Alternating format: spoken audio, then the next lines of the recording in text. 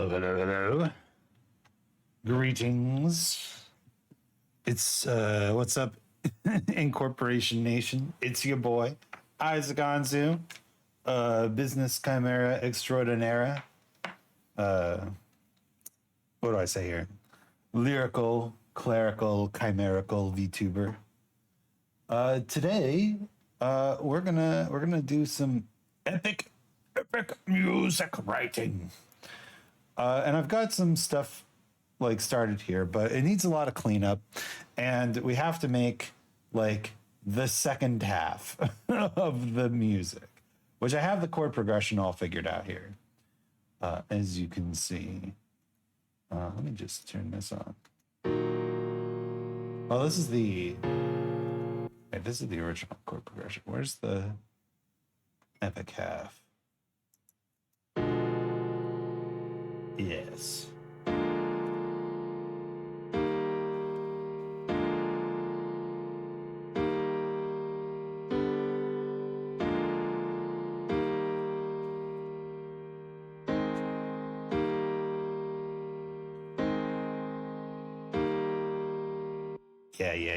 Yeah. So I'm gonna actually grab some paper and write this chord progression down because I made it a while ago. You see, over the time that we have been apart, I've been busy. I've been fighting off some stuff, you know. But let's see. We've got A. We're in the key of D sharp major. And we have A sharp 7,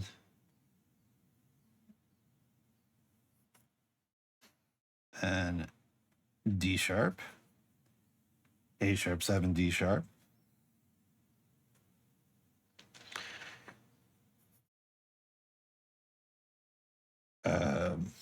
This chord here is a G.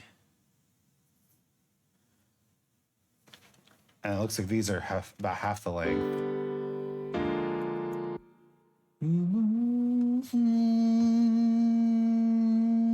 That's an A sharp 7 again.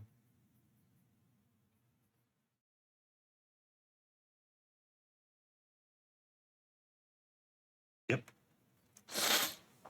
And then what? We go back to, yeah.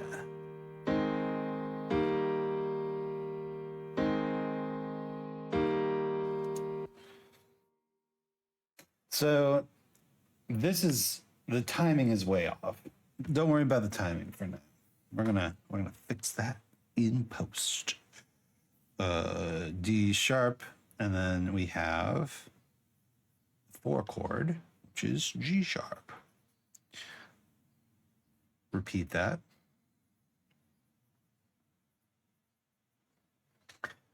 Uh-huh.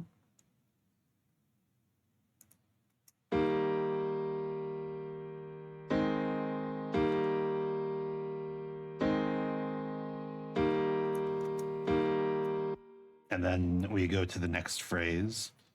So basically, yeah, I'll explain more about the process of this song when we get, if we have any questions from the audience. But these are coordinated to vocal performance.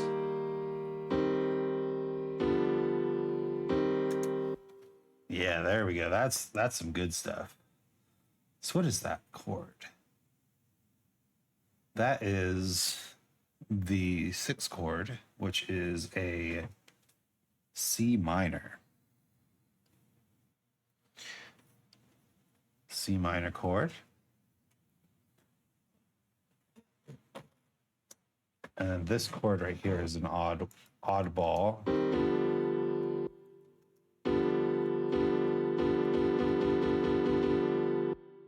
What is that? G7, C minor, just a G7. Just your standard average G7. Nothing too fancy. Nothing too overwhelming. Back to C minor. So we've got D sharp, C minor, G7, C minor, and then we hit this nice chord here, which is a G sharp. Back to the A sharp 7.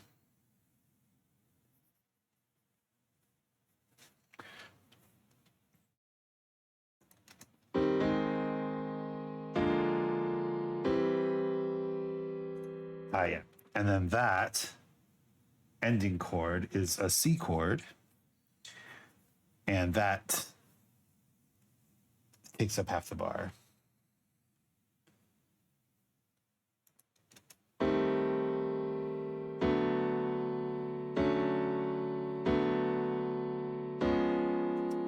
But it looks like there's a pickup chord here.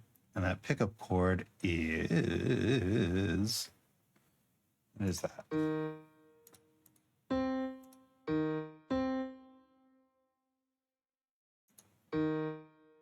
E flat,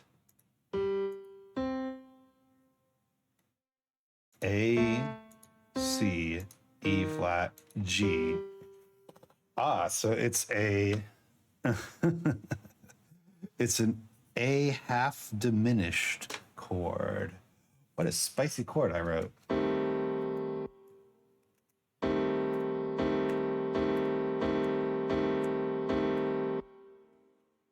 Will this turn into proper epic music? I don't know. Let's keep going. And we have another 4-chord progression here. So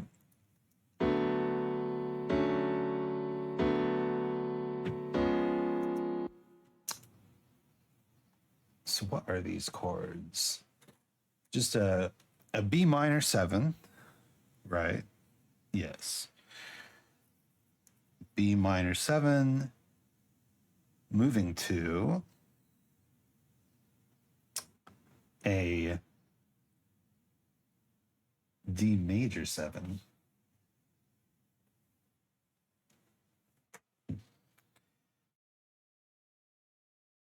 Back to a B minor 7. And then, what's that chord?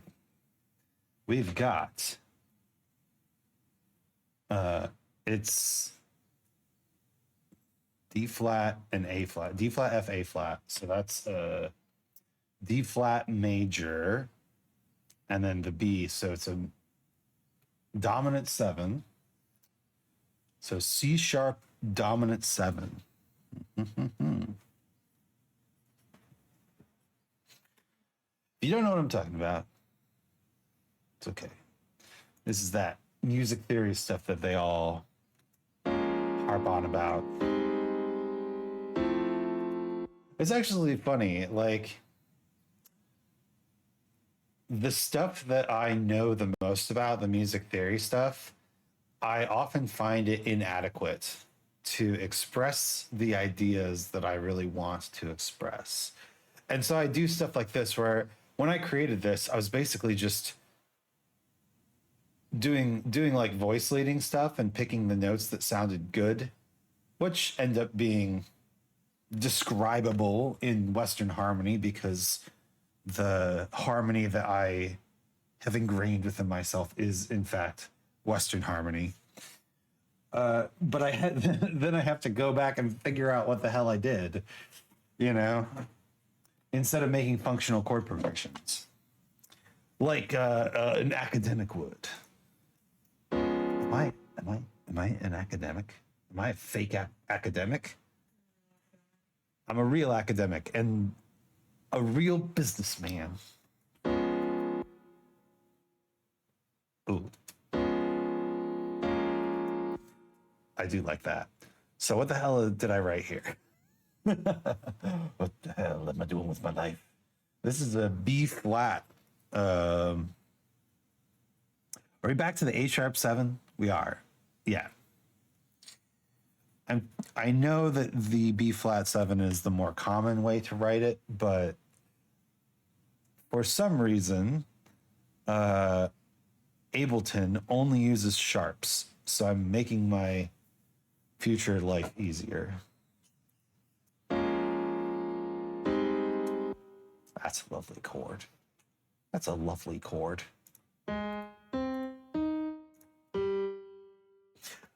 One, two, do, do, do, do, do. I'll be there.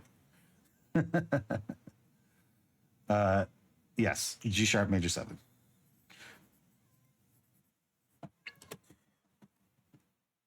Let's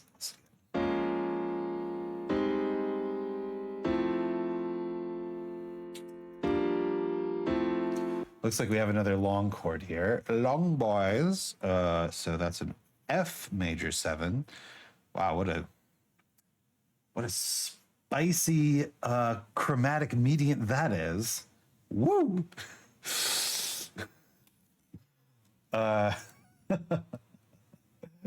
Yeah, come to the early Isaac Anzu streaming sessions. You only get the densest of music theory knowledge.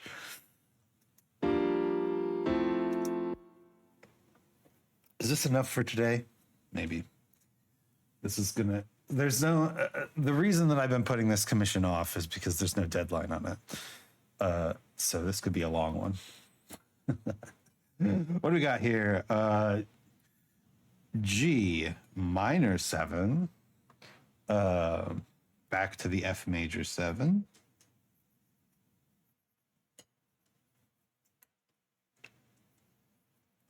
Make sure that you can read your own handwriting, Isaac. And that's not a G minor 7, that's just a G7. Let's listen again. G7. Resolving to C.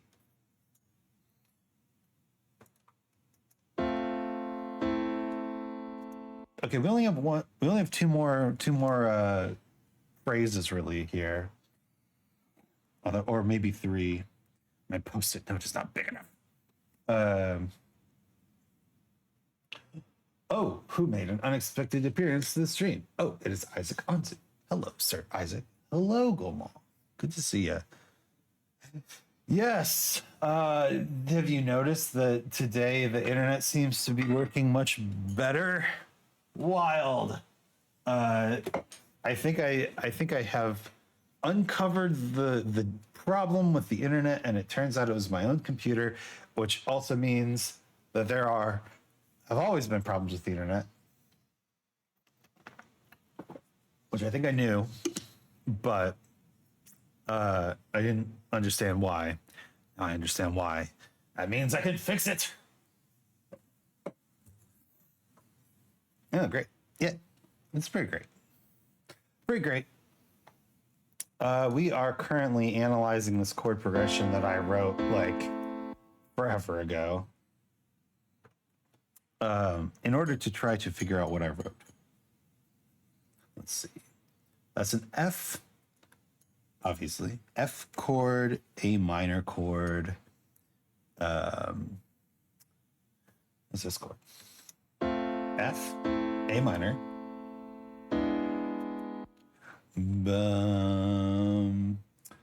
That's an E7.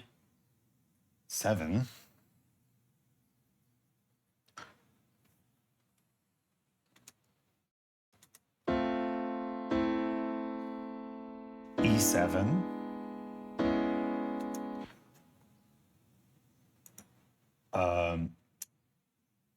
And we change it into a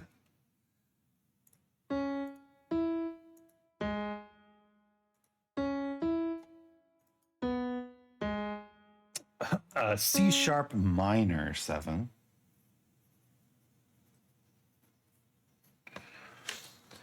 Yeah. So So F, A minor, E7, C sharp minor 7.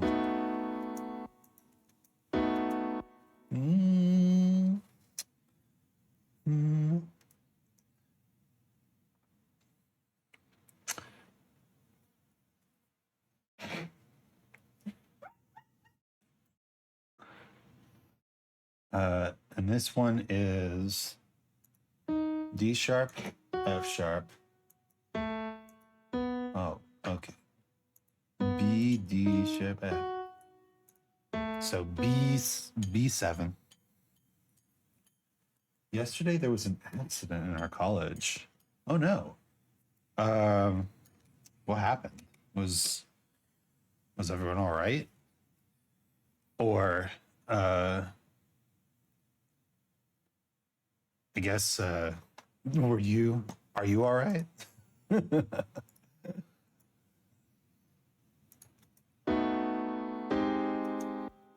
Boom, bum. Very cool. G sharp. Oh, that's a little tritone substitution there. G sharp, major 7. Everyone is fine, luckily. Thank goodness.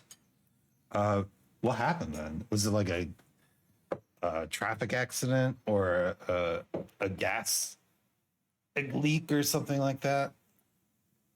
If everybody was fine, I can't imagine it was like crazy.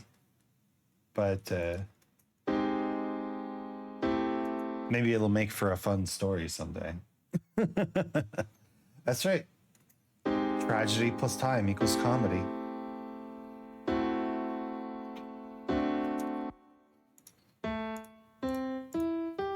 That's a minor 7.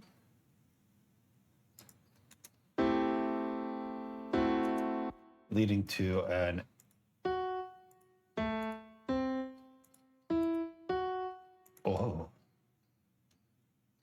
a small circuit took electricity of 2 entire floors. The classroom where the short happened got on fire. Oh, dang. Yeah, fire is definitely a serious emergency. Wow. And 2 whole floors of the building lost electricity. Yeah, that's I'm glad no one was hurt. That's definitely a dangerous situation.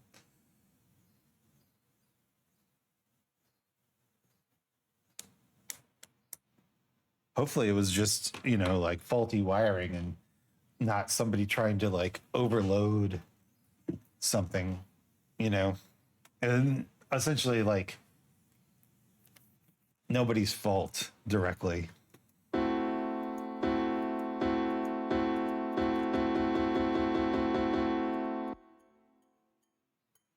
So F sharp A C E is a F sharp half diminished chord. The entire classroom got on fire due to that small circuit short. That's wild. And obviously no one was hurt, but I bet there's a lot of damage. An entire classroom being on fire.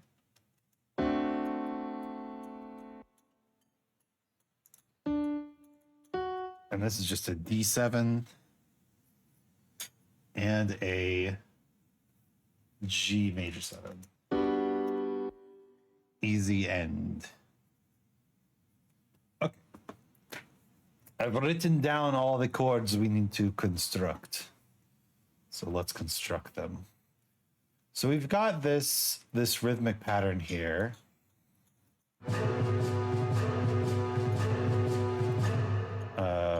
Let me isolate it a little bit more.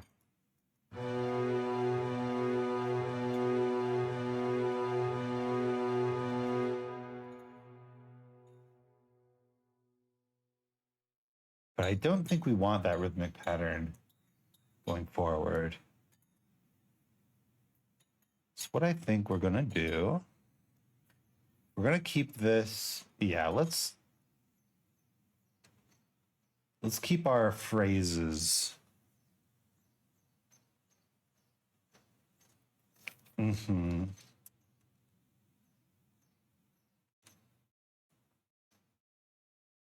So that means 1 bar per. This happened 10 minutes before our exams, and that circuit and fire explosion right in front of me and a few of my friends. Ooh. Well, I don't think you'll be taking your exams. uh, dang. That's scary. Uh, is your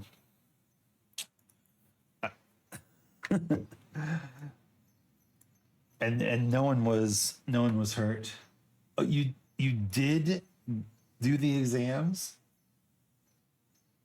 Wow. Oh, wow. Well done. Well done to teachers.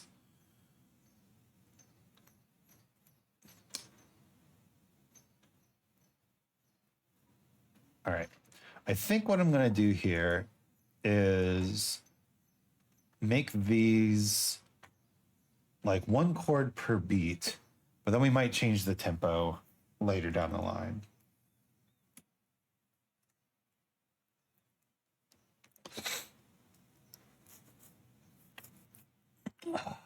All right. So what makes an epic string section? The college is more concerned about our exams than the fire. Well, I mean, the fire can be dealt with, right? Pretty directly. Exams, you kind of have to like schedule or reschedule, make sure everyone's there. You know, it's a lot of logistical stuff.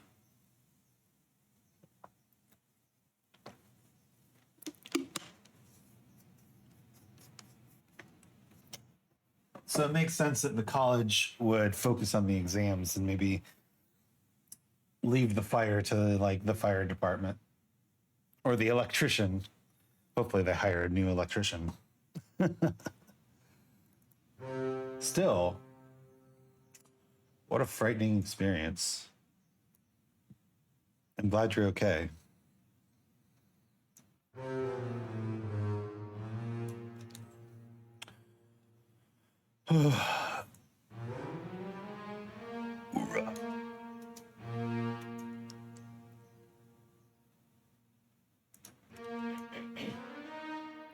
Oh, oh. Wonderful. It's my good friend Saitiel. Hello, Saitiel. Welcome, Raiders. You're streaming retro. Uh, you were streaming Popful Mail, weren't you? Welcome. Thanks for stopping in. We're just working on music, trying to make this singular chord sound as epic as possible. Oh, Isaac! Hi, Annie May. Good to see you. Welcome. It's been so long. I keep feeling like it hasn't been that long, but it has been so long. The fire wasn't as serious as calling the department. College people dealt with it. Okay. Fun short stream. Plan to do more. Off to bed now. Have fun. Yeah. And now that I have my internet back, let's talk about doing stuff sometime. For sure. We'll do stuff. Stuff will happen. But for now, get some sleep. Let's go. I gotta make this chord here.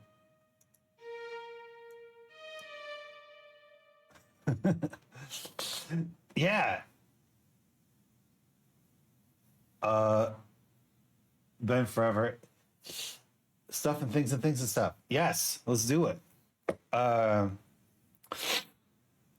Yeah. So, and hello, Ray. Good to see you as well. Uh, how's music making?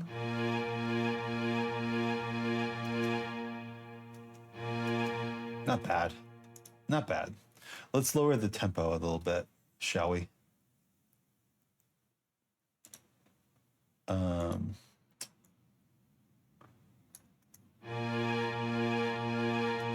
good.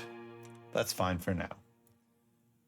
Uh, for the sake of anime mate and I'm guessing Saitiel is already off to sleep. But let me explain what happened this past month. So basically, our router broke, our internet router, and because of that, we had to get a new router and re-register with the internet company. But what we didn't realize is that the internet registration has to be sent by mail. By mail. What are they thinking? I'm going to label these chords as we go. This is A sharp 7. Then I can maybe like reuse chords. You know, it sounds like a mega bruh moment. It was a mega bruh moment. It was even more of a mega bruh moment when we realized that our whatchamacallit, our internet provider didn't have our address or information, so we had to resend our information, and then they wouldn't resend it because they're jerks. Well, not because they're jerks, because of data security. But that's a jerk thing to do. Not really. I don't know. And then this chord is only half the length. And we need another one. We need a G chord here. A G. Such a jerky thing. Well, last week we finally got our internet back. So happy to be back.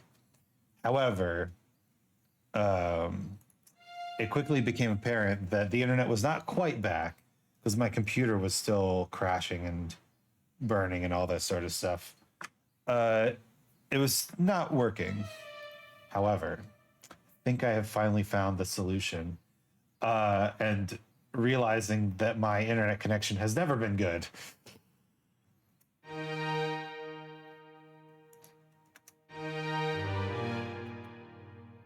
Boom, boom.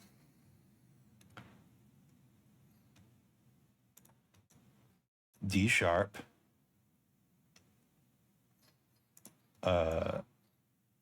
D sharp. We take this G sharp, or we take this G.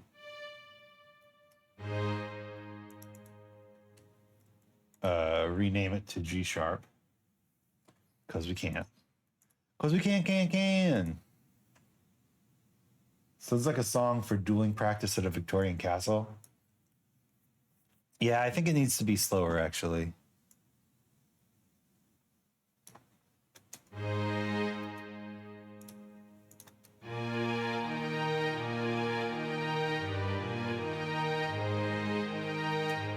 Maybe even slower.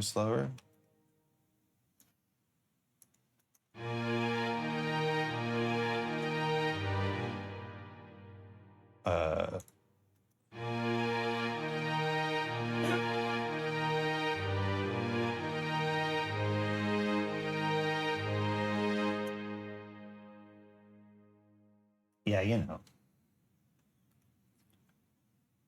It's a work in progress. Where was I? We need another D sharp chord here, followed by a C minor chord. I believe in the eyes of Anzu. Yeah, so the specifics are, I was using my phone for Discord calls and meetings because I figured if the internet is crappy, my phone at least has data to back it up, right? So if the call drops on the Wi-Fi, I can use the data. And then I thought to myself, oh, I should connect my computer to the Wi-Fi too. So if the internet line drops, then maybe the Wi-Fi will still connect because the Wi-Fi hasn't been having as much trouble. And then I thought to myself, wait a minute. I bought a new router. My computer isn't connected to the Wi-Fi. What if that's what's been happening this entire time? What if my internet line is just a piece of shit? And I've been like hopping on and off Wi-Fi this entire time. Well, lads, as you can tell from the quality of this stream, which is not breaking up, I think that might be the case. Sounds like what we were dealing with before. Yeah.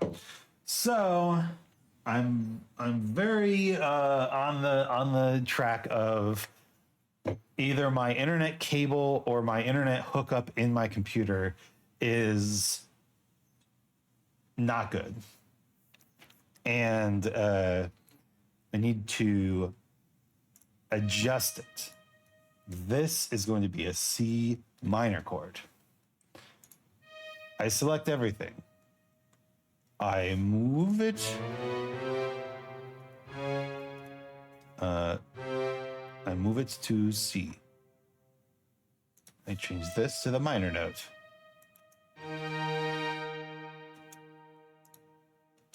Oh. I accidentally shift things around in a weird way. All part of the plan.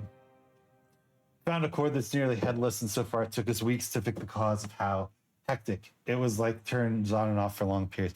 Yeah, it's a, chords.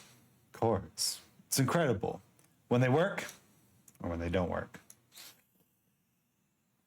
It makes a world of difference. A world of difference, I say. All right. This should be a G7 chord, which means we need to take this note.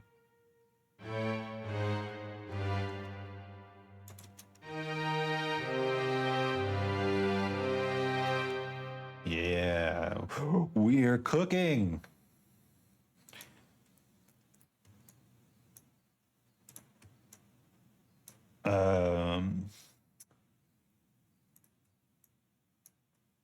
And then this needs to be a C.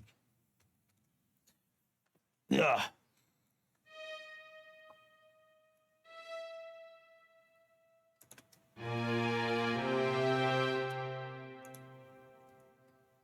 A double C. A 1.5 C's. And then we get an A half diminished. I'm always confused when this is brought up. What is a dominant chord? Is it the G7s or something like that or something else? Yeah, that's essentially correct. So you have your tonic chord, whatever it is, and the dominant chord is the fifth chord of the scale, which usually has the seventh on it.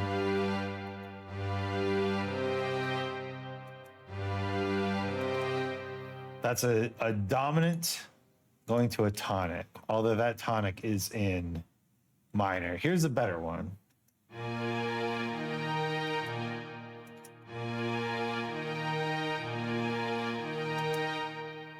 That's a dominant 7 going to a major tonic.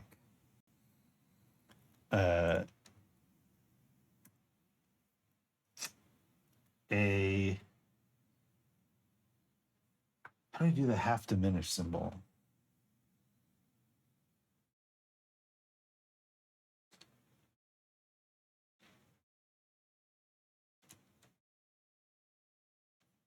Yeah, but that's not right. Half diminished symbol.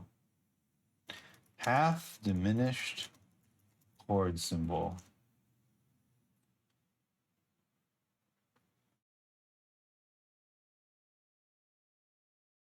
Okay. There's a special symbol for half diminished chords, and I don't think that I can type it. So I'm just going to use the C minor 7 flat 5. That works. C minor 7 flat 5. How do we make a C minor 7 flat 5? Well, we need the flat 3, the 7, and then we need the flat 5.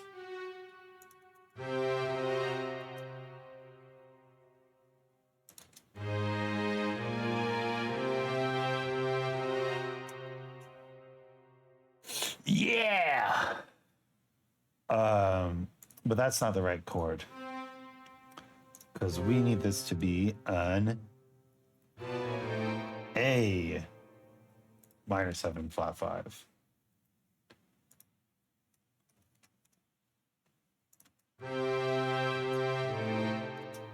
So much better.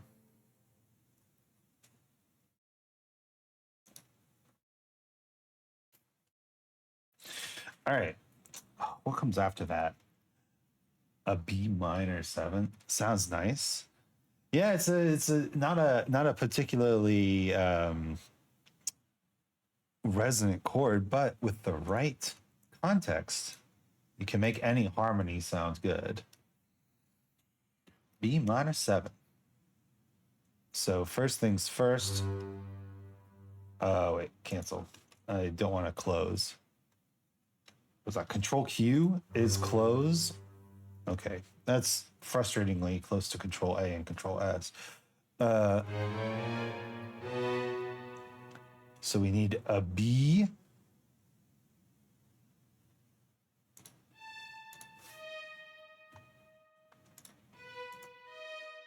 minor 7. Yes. And we get one of those here too. Now we need the D major 7. So rename this to D major 7. We're learning. Well, I mean, I already know this stuff. D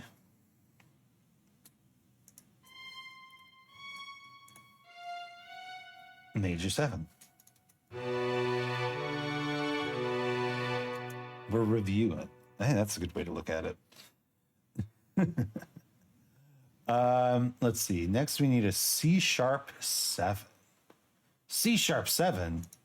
I'm just going to copy this A sharp 7 over and cheekily rename it.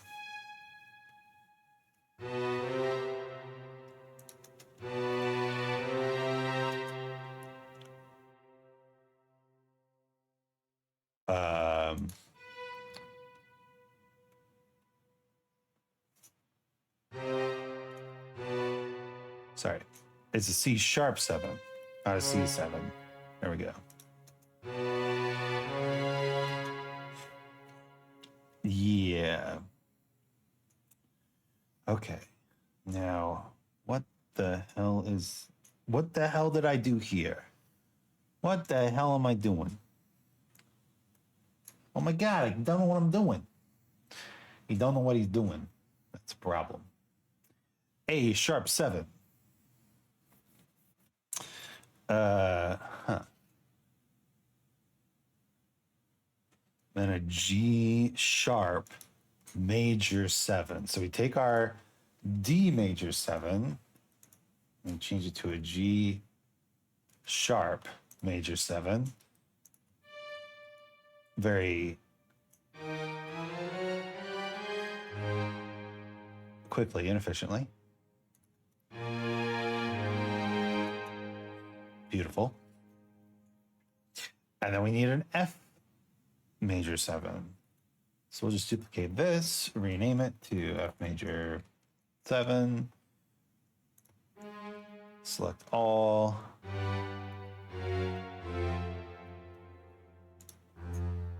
Okay, we're still getting that lowest note. Gotta check whether or not your instrument can handle those low notes. Not as much of a problem on synthesizers because they're designed to do any note, but with these string ensemble sort of things, right? I think F1 is definitely in the range of a string ensemble, but you gotta check.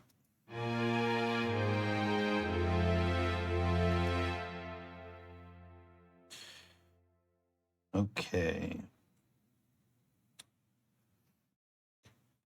Next up, we have another F major 7. We have a G7. We have done a G7 already, so we can just move that there. And to C, we can move that there. So that leaves us with the first chord, which is a G minor 7. And I don't think we've done that one yet. So let's do it. Take this.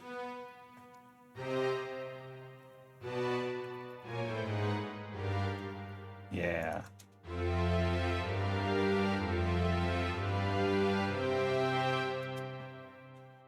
Beautiful. Okay. That is not what I want. We're going to have some real vanilla chords coming up. Real vanilla shit.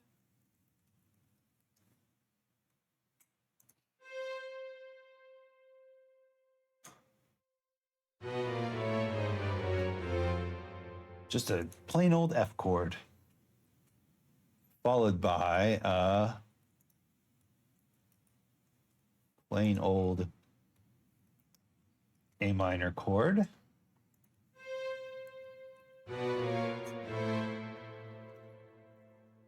Followed by an E7. Do you have an E7? Surely we do. We don't. No. The E7. Where are you?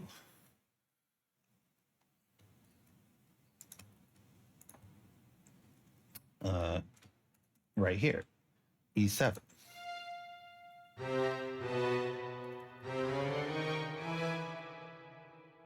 E7. Followed by a C sharp minor 7. Pretty straightforward. Just change this to a C sharp minor 7.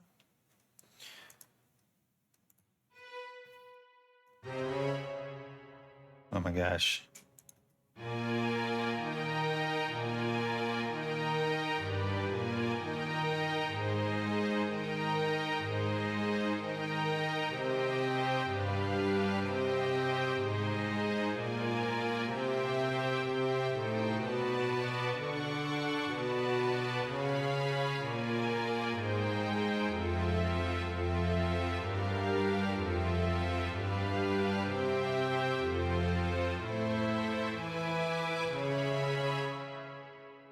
We're almost done.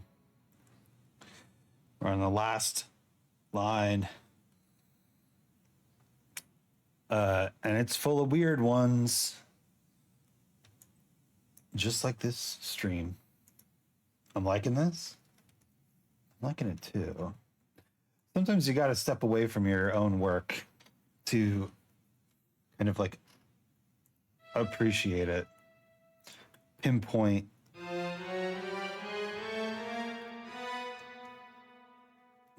what is good about it. B7. G sharp major 7. We actually have that one. A minor 7. We have this B minor 7 that almost works. Sounds like you got the scene for an 80s epic cartoon. Honestly,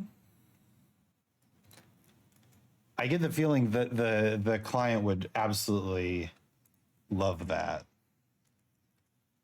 So we need to change these B's into A's. A minor 7. And then, oh ho ho, what's this, dear reader? We can finally use this half diminished chord again, except it needs to be an F minor 7 flat 5.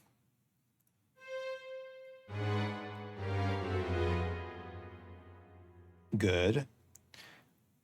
And then we have two more chords to do. This is a commission. Hope they love the vibe. I've been talking with them about the vibe for a while. I hope they like it too. We just need 2 bars of a D7 and then 2 bars of a G major 7, which I'm going to just steal this G sharp major 7. And move it down. There we go. All right, so this is our chord progression. Let's listen.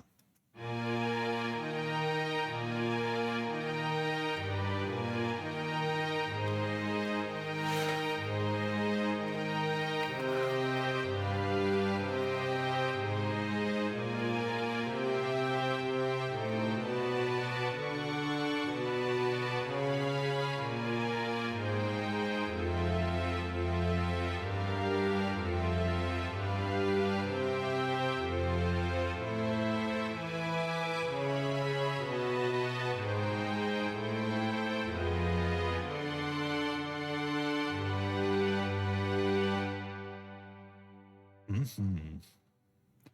So now what I'm going to do is I'm going to undo all my chord labeling work and just make this one big thing. And we can just delete the name. So now what we can do is we can give this a much smoother vibe by reorganizing these chords.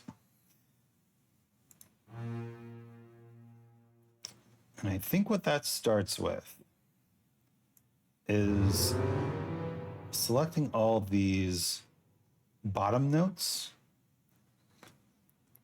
and everything an octave above that. So essentially, we want to make it so that these bottom notes are always nice and strong. Oh, Jesus, not that.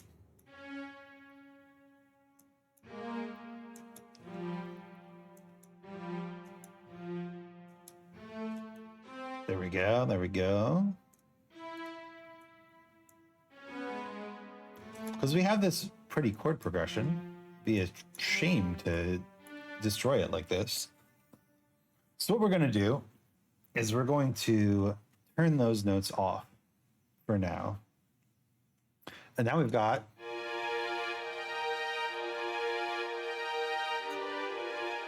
that chord earlier is me when I get it wrong while playing the piano. Is somehow you hit every single note and it all sounds awful.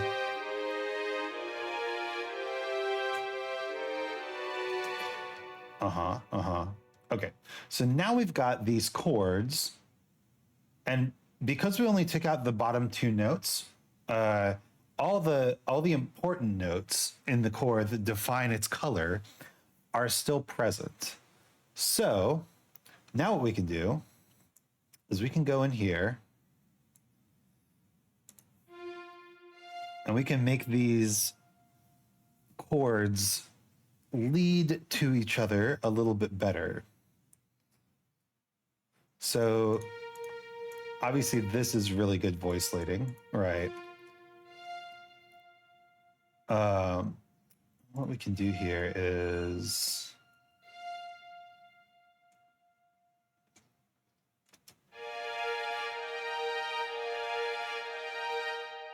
See, it sounds like it's all in the same register, so it sounds very cohesive.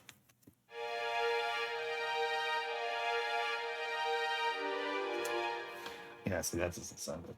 Speaking of playing the piano, I tried playing the piano in public, and I played the Fallen Down from the Undertale OST. Oh, nice. That's a good one to learn on piano, honestly. All right, looks like the D is doubled here,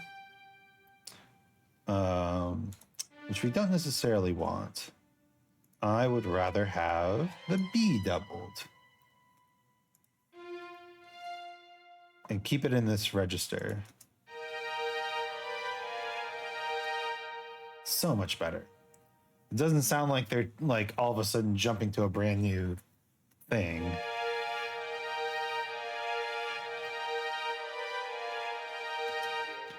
So nice. And then we can just bump these boys up here.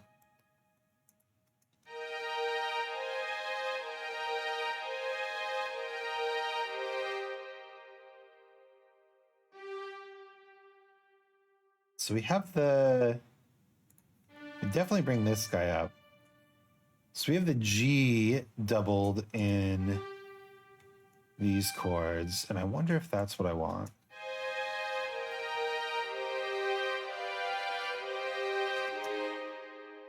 Kind of.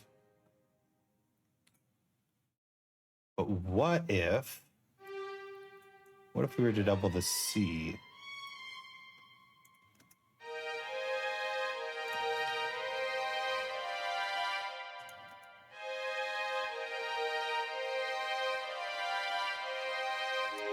Yeah. These static notes that like kind of get held out here are best when they're in the middle voices. And then this is technically a middle voice. Because then you kind of get this sense of what they call oblique motion, where you have a voice holding its position and the other voice is shifting around it. It sounds really cool.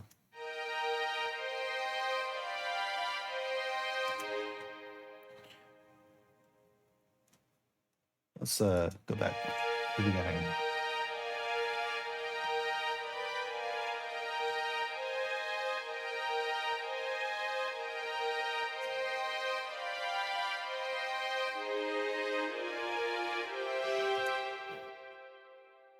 For some reason, there's an itch I'm having to hear a violin solo or melody.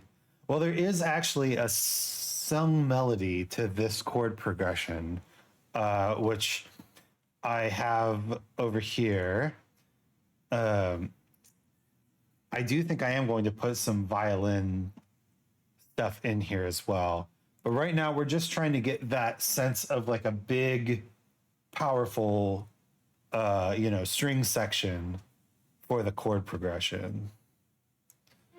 I think. Ooh.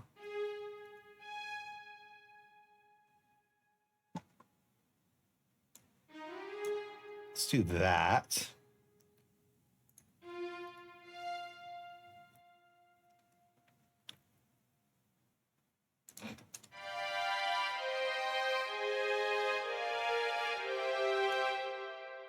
Fair. You got to have you got to set the scene before you have the moment, and that's part of the reason why I decided to work on this today is because, this is just a lot of what you call it, like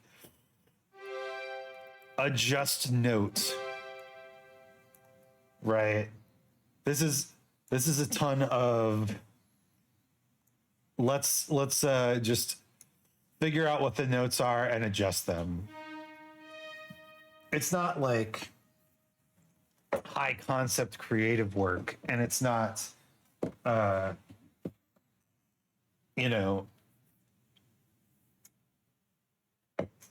details or minutia. It's really just setting the scene, and that means it's nice to have conversations going while I do it. Plus, yeah, I mean, also plus,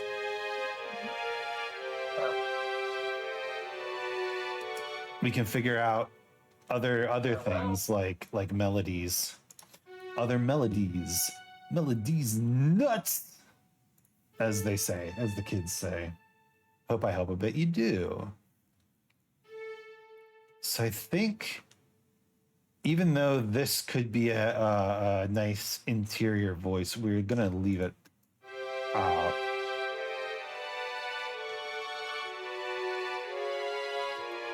That sounds just lovely. But I think these need to come up here. Yes.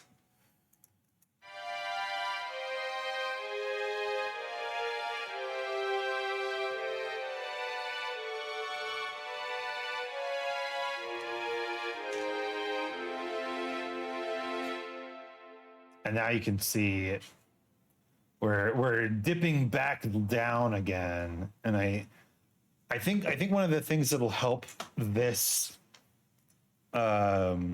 arrangement is if the strings are taking the high, like airy chord stuff and also the lowest bass notes. And then we have some room in the middle for the voice and the brass and all that other stuff that we need to add. Like the brass will be the mid highs, but the true mid will be the voice. Not that the voice is mid.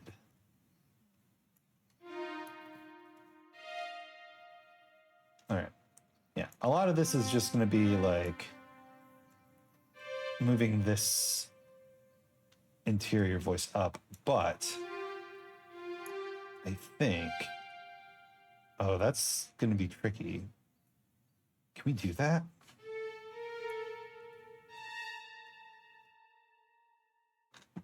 Let's try it.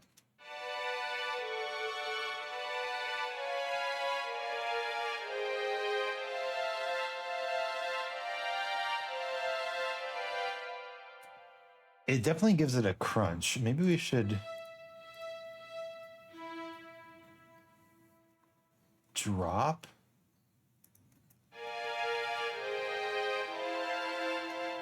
No. If anything, we should drop this one. Or, considering that that is the root note, we just give it to another note. There you go.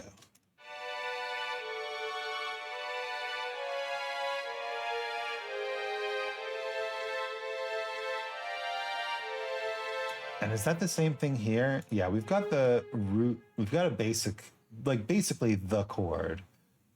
Can we make this into a C?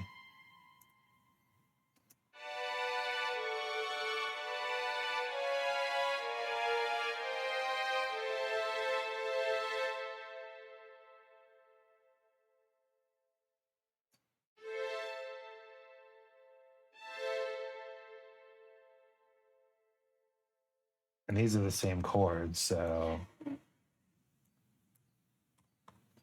how does that sound?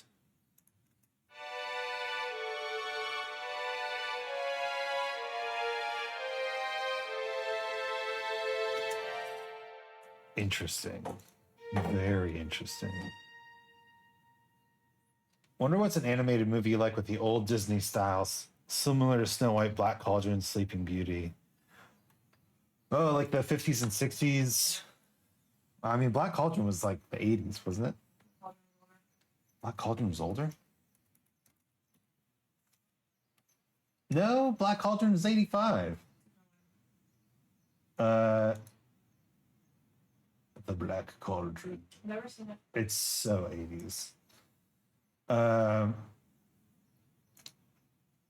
that Disney? It is Disney Picture. Well, Disney Pictures.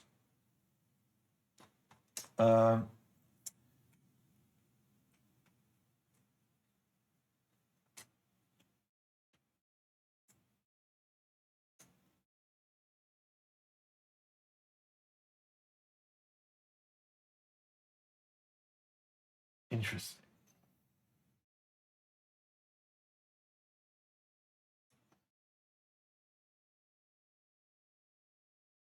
Can I? Is there just Disney films? in order. List of Walt Disney Pictures films. The Walt Disney Pictures films. All right, Snow White and the Seven Dwarfs, Pinocchio, Fantasia. It's probably Fantasia, honestly. That's my favorite one. Dumbo,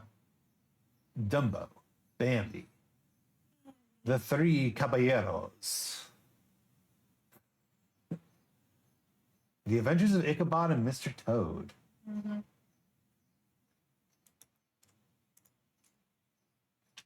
I remember that. Oh, Bing Crosby is the narrator of that. I had no idea. Let's see. If we're talking about the 1950s, we've got Cinderella, Alice in Wonderland,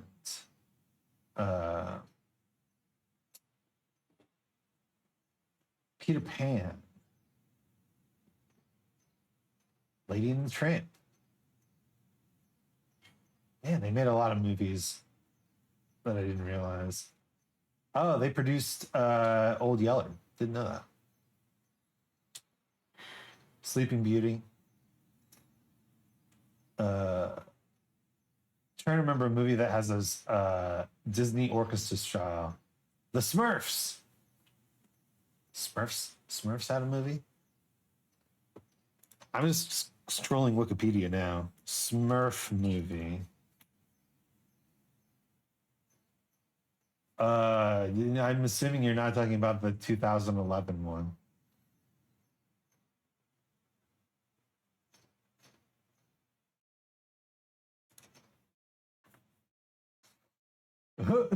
This article is about the 2011 film. For other Smurfs film, see The Smurfs in film.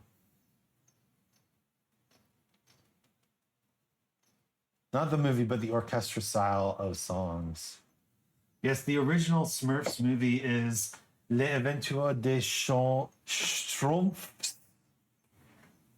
which is, I guess, how you say Smurfs in French. Schtroumpfs. I can't even begin to count how many consonants are in this word. It's 1965. Then there's The Smurfs and the Magic Flute in 1976. And then nothing. Nothing until 2011 with The Smurfs, a CGI comedy film. And there's The Smurfs 2, 2013. And then they canceled the third one. And then they made the one anyway, Smurfs The Lost Village in 2017. Let's see. The Legend of Smurfy Hollow. Hilarious.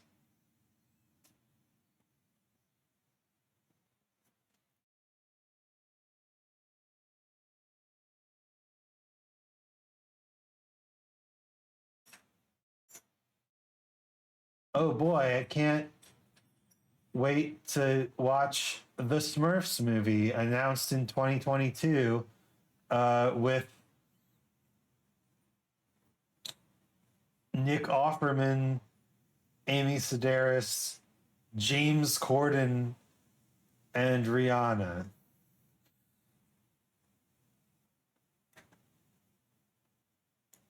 Wait, Katy Perry was Smurfette in the 2011 and 13, and then Demi Lovato was in 2017?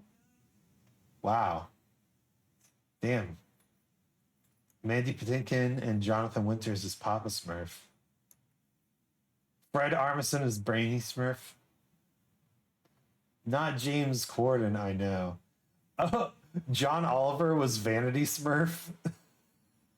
That's hilarious. I mean, it's like 2011 CGI comedy. They're going to get everybody. George Lopez, Jeff Foxworthy, Paul Rubens, Kenan Thompson, BJ Novak, Alan Cumming, Tom Kane, Christina Ricci, Mario Lopez, Jimmy Kimmel, Shaquille O'Neal, Shaun White, like Hank Azaria, Neil Patrick Harris, like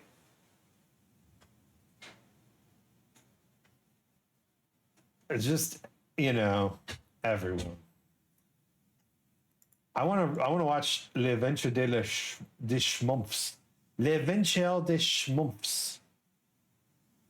The film consists of 5 black and white shorts made in the previous years for broadcast on Walloon TV.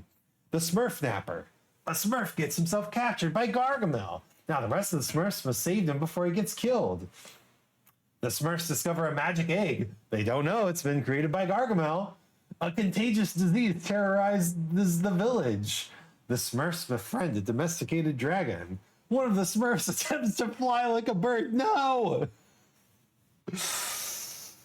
Okay, we should watch L'Adventure des Schmumps. Except, there's going to be some like weird European racism in these things. They're going to be like, oh, he's one of those Italian Smurfs.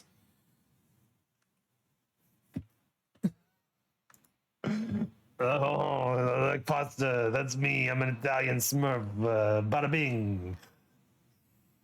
Who's the racist one now? I need to. I have to stop.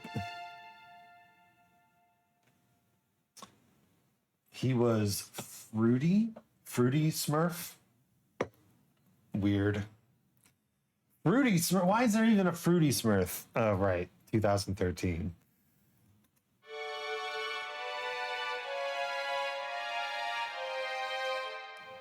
I don't know if I like this note here. Let's drop it down.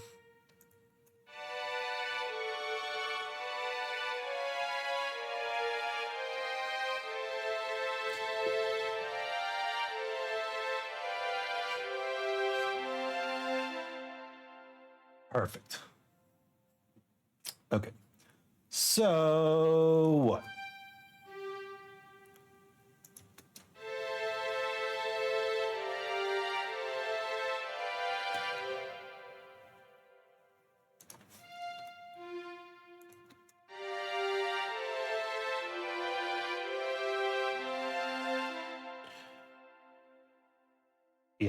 Yeah. Except now we just got an F chord.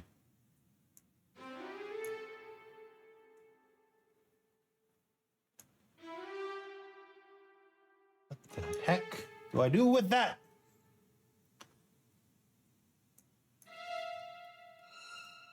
I kind of like that.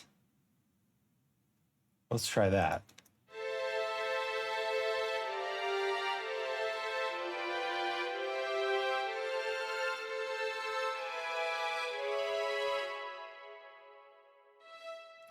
What if we did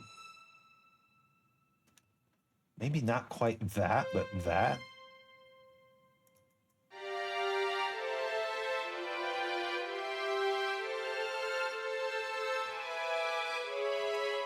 Yeah, so now we've got this nice descending line down here.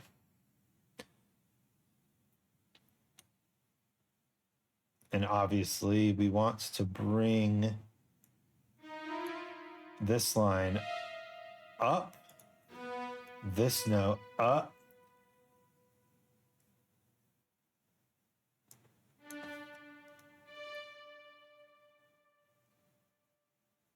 this down, and probably these up. That. Down. I recall an episode of The Smurfs, and it had them helping an Italian man win a pizza making contest, and they invented the oven. Good times. It's what's the appeal of the Smurfs? They invent things.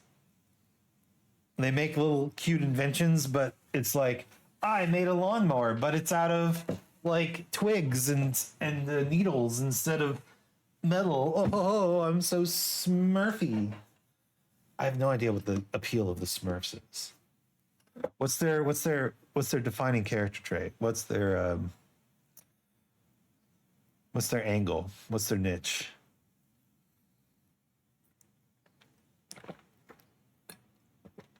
Are we ever going to learn? Are we going to learn about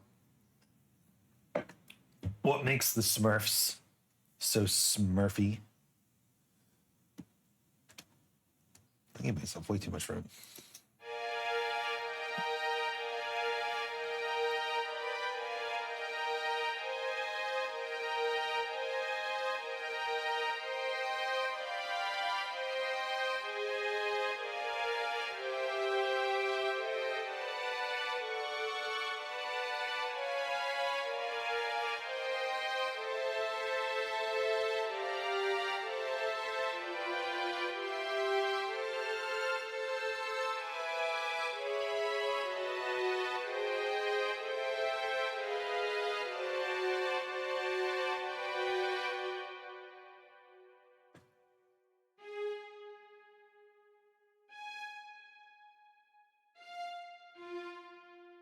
It's the adventures that I like, I think, when I was younger. I was a child, so it was kind of easy to make me happy. Yeah. I mean, isn't that the entire basis of Zelda games? Like the very first Zelda game was just the guy wanted to go on the adventures that he had as a kid, where he would like stumble around the countryside and find a random hole, and there was like this whole like adventure waiting down there. That's awesome. Good game concept, you know. All right.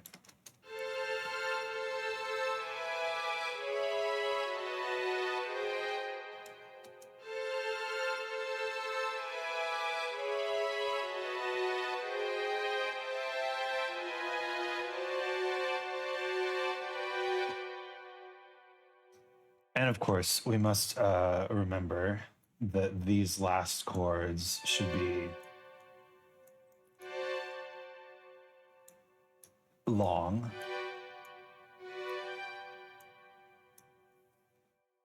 Okay, so now that we've got our notes organized, what we can do is we can smooth out this chord progression a little by turning these repeated notes into actually just one big note.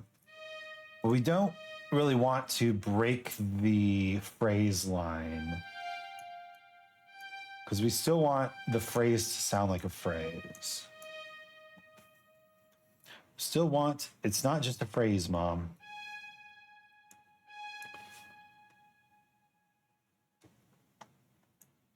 Same thing like this. This is technically part of the next phrase, so we can't combine these two. I think that's part of finding the appeal of something you make is really connecting to a specific idea that you want to convey, right? I watched a video by Ben Levin recently. Ben Levin, boy, I like that guy. He's so cool. But he made a video where he talked about how to make relatable music.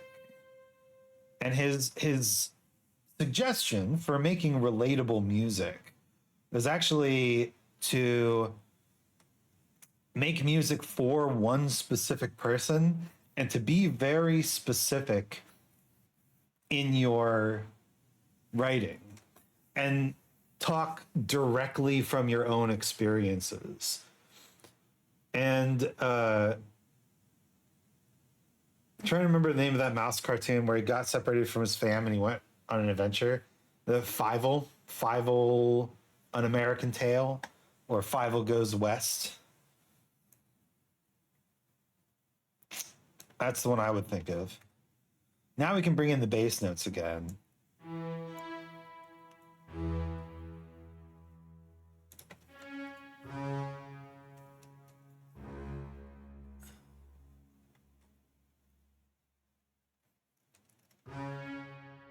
The running thing of watching things like Return, like children going back home, families finding stuff, stuff like that.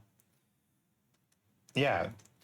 So, like, you could write a story like, it's nice to go home. And you're like, yeah, it is nice to go home. But also, who the hell are you? Why am I listening to you? You know, uh, fucking uh, Hotel 6 also says the tagline, it's nice to go home. Right? And even you say like, you know, home is where the heart is. Stuff like that. Like it's too cliche, it's too generic. To really relate to people, you want to be specific. Right? All right, now let's listen to this. We've extended some notes across chords and we've added in the bass notes.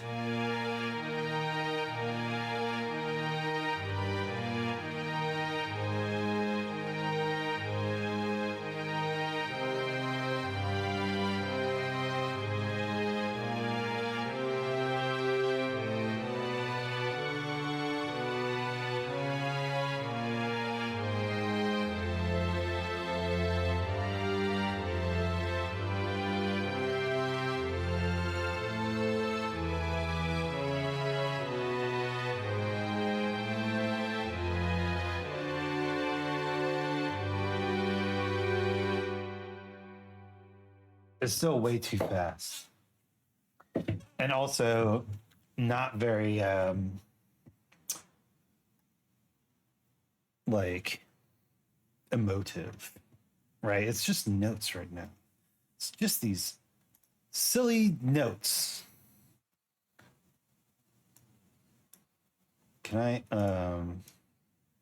thank you.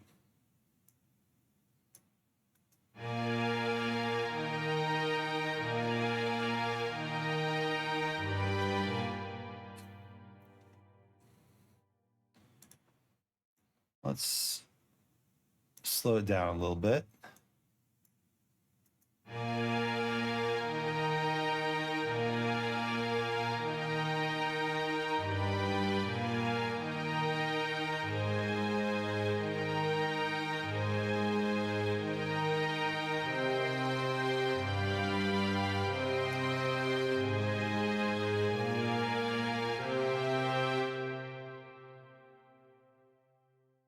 It does feel like it needs time to breathe in a way. Yeah, that's what I'm saying. For sure.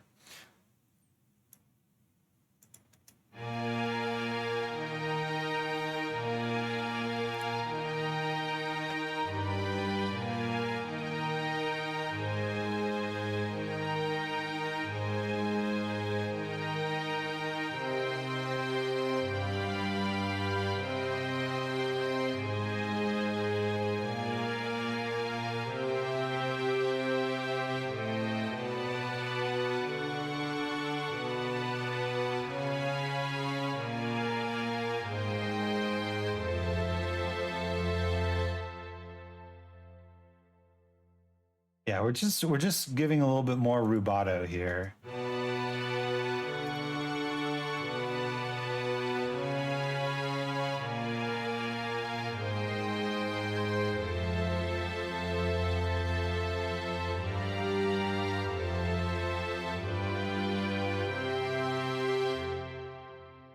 And I think we want that to happen again like here. Really, really big. Give this high note the weight it deserves, you know. Shoot.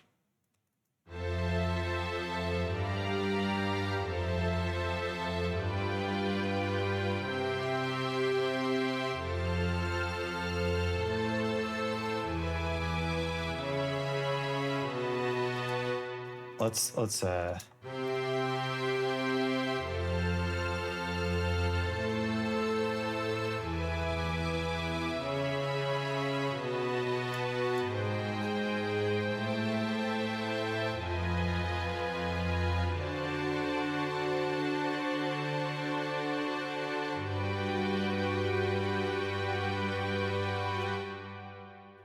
maybe even before that.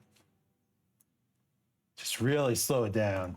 Just really, you let it breathe.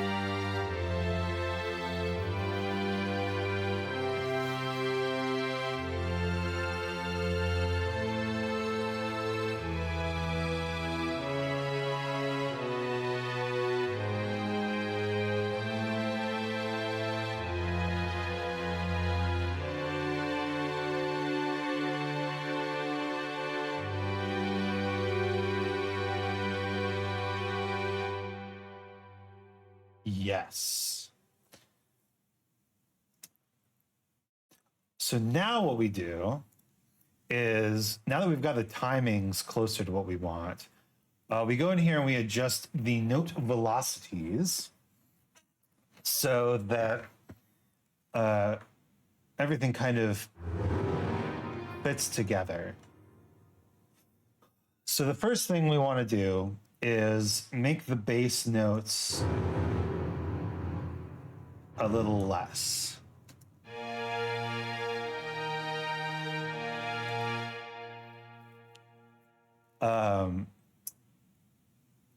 Make everything a little less, actually. Let's start lower. Okay. So now what we do, we've got this nice quieter sound.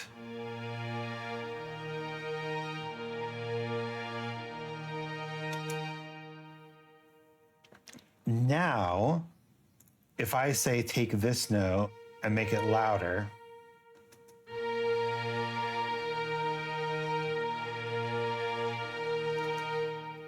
I can kind of adjust the character of the piece. And so the first thing I want to do is I really want to emphasize these long notes because it provides that oblique motion. So I'm going to just select all these notes that have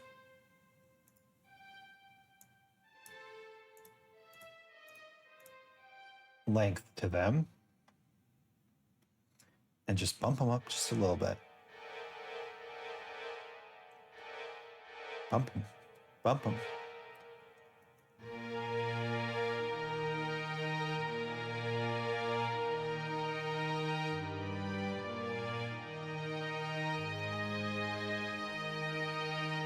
Maybe a little too much there.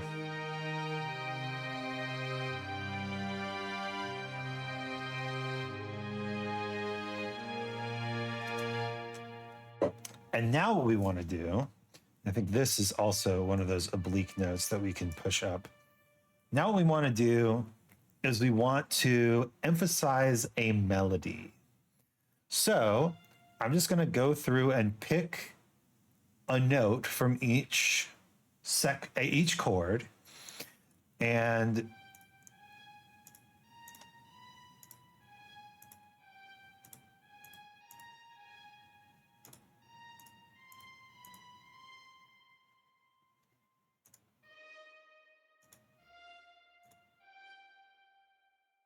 just find the melody.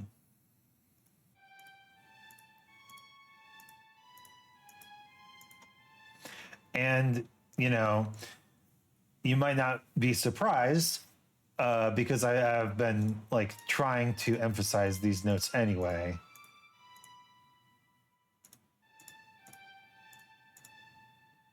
Not you, you. And then we make those notes quite a bit louder. So now we've got this cool kind of bringing out that voice.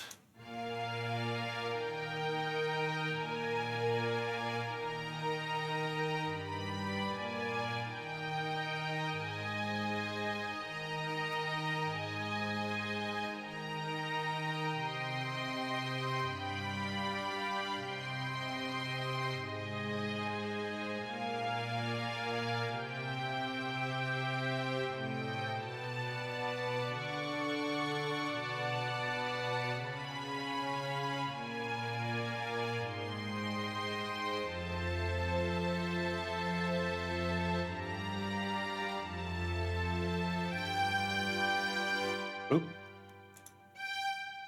Yeah, I guess these notes were accidentally adjusted twice, huh? Because they're long notes and they're the melody notes that I want.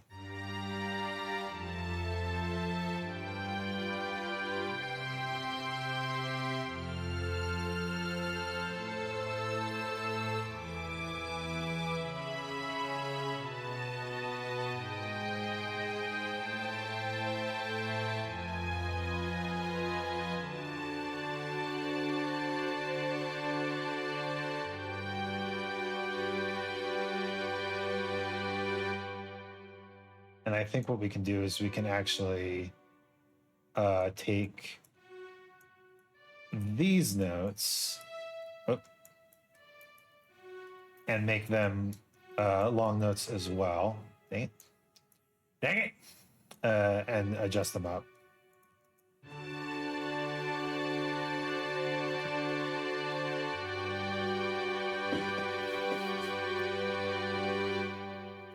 Beautiful.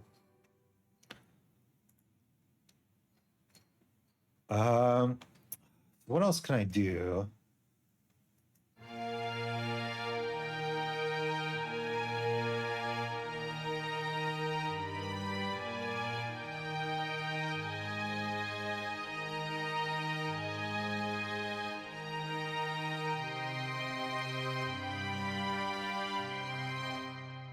I think we can bring out the lower notes a little bit more.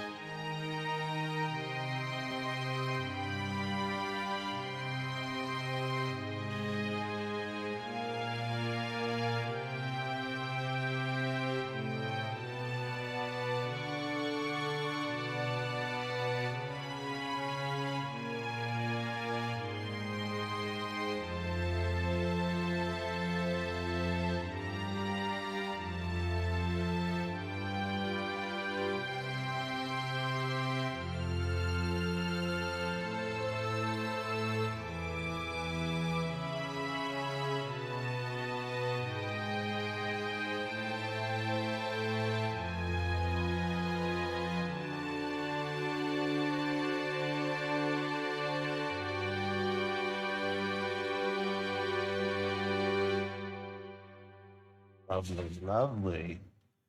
Okay. Next thing we can do to make this sound even better is add some brass. I have a violin solo and a French horn ensemble here, and I think we go with a French horn ensemble. So what we want to do here is first off, like delete these bottom notes. And I think delete a lot of these notes actually. What I want to do is essentially have just two voices in the French horns, and as much as possible, I want it to be the melody voice and the static voice, right? So we essentially recreate that oblique motion. So here, what I'm going to do is I'm going to make that change.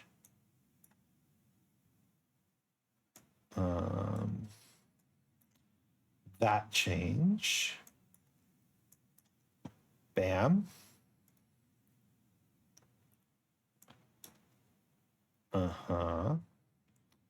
Here's the static voice. So let's get rid of everything else.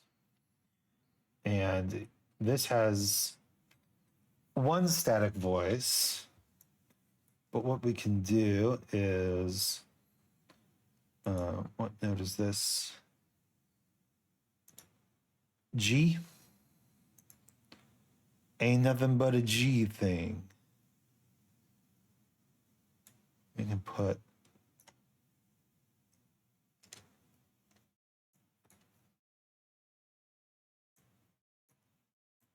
so in this way, this French horn will take over the G.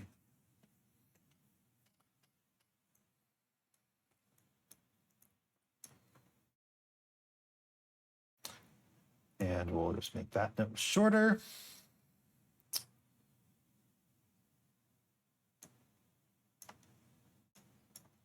Okay, let's hear how this sounds all by itself. Yeah, that's what I thought. A little too high.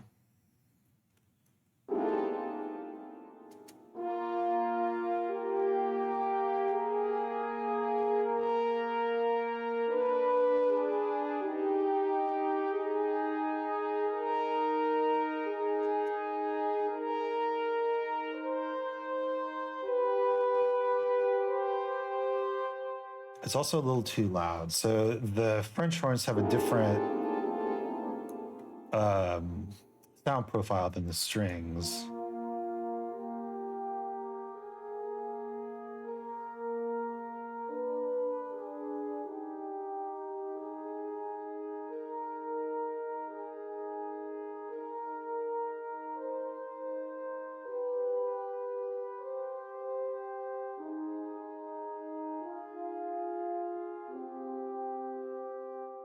Another thing that the French horns have to do is breathe.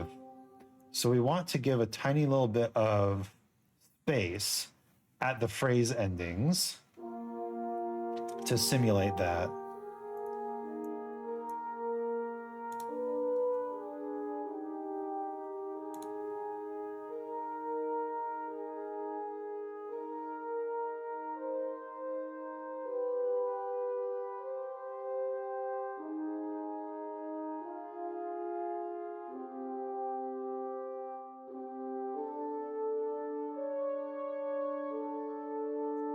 Maybe a little bit more space. Yeah, that seems good.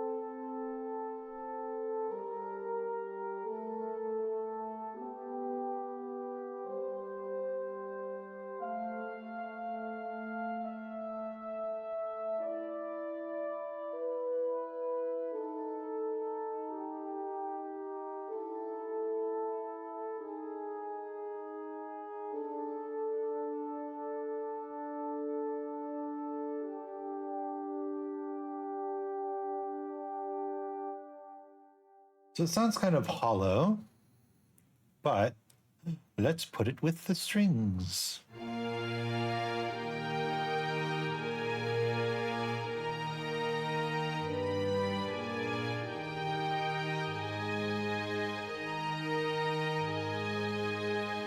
It gives a roundness to that string melody.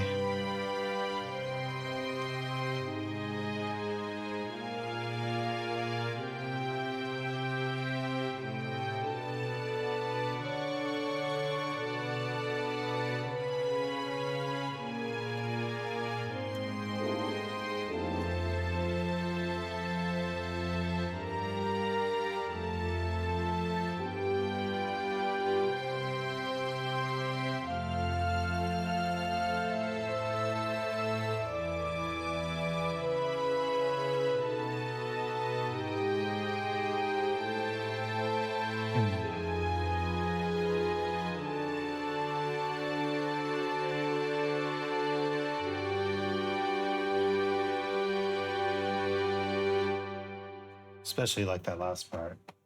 Just thinking, since peeps don't have a lot of technology we have today, I can only imagine how much effort, time, and energy it takes to compose a single piece for a movie. Well, and I think the secret there is that they're fucking professionals, you know? Like the composers are whipping out music left and right, and the orchestra is basically sight reading everything perfectly the first time. They are masters. I read a book by a bassoonist who was in a motion picture orchestra, And he said he loved doing music for cartoons because it was like as complicated as the classical repertoire because of all the goofy and wacky things they had to do for cartoons. Ahoy, Kana! How goes? Oh, it's going good. The stream bitrate is excellent. How about that? How's the sound quality? How's the video quality? How's the balance? We're trying to come back strong here, and things seem to be working.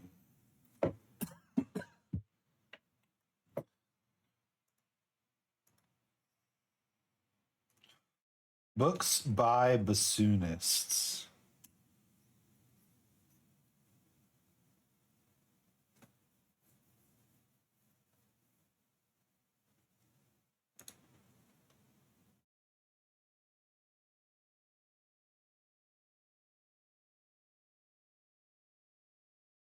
Uh,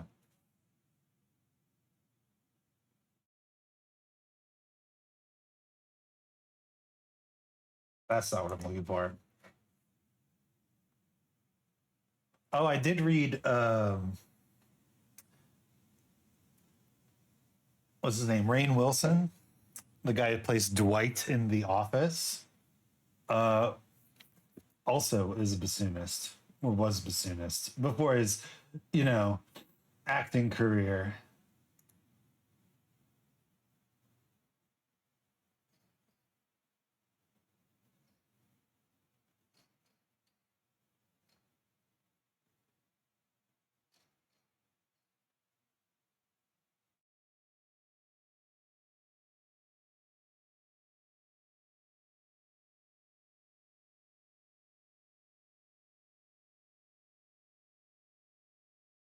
And I guess his acting career went pretty well.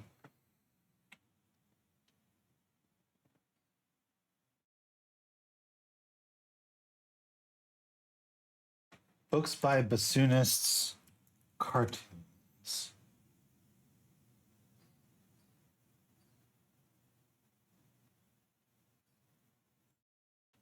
What? Why is this so hard to find? Book Authority, the 20 best bassoon books of all time. Yes, I know about the practical. Why is first 50 songs you should play on cello considered one of the most top 50 bassoon books of all time? Come on.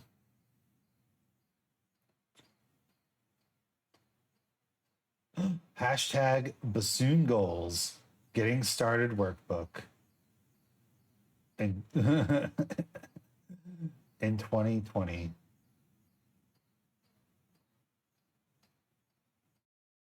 No, I want books by bassoonists, please. How about autobiographies of bassoonists?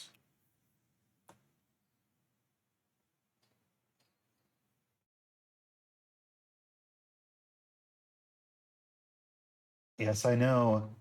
I know about Rainn Wilson's book, The Bassoon King. I know it's an autobiography. I know it's by a bassoonist. Gonna lurk while I work on Vampire the Masquerade DM stuff. Nice. Please let me know if you find any weird or fascinating stuff.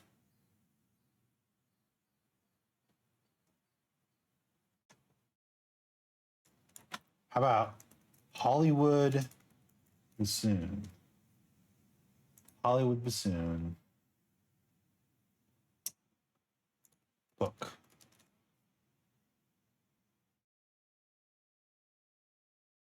Yes, this is it. Recollections of a First Chair Bassoonist. 52 Years in the Hollywood Studio Orchestra by Don Christlieb.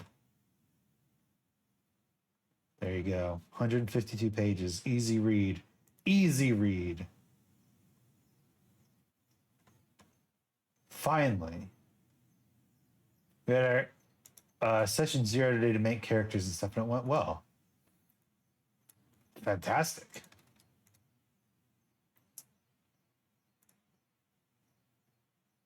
Tell me more about this book.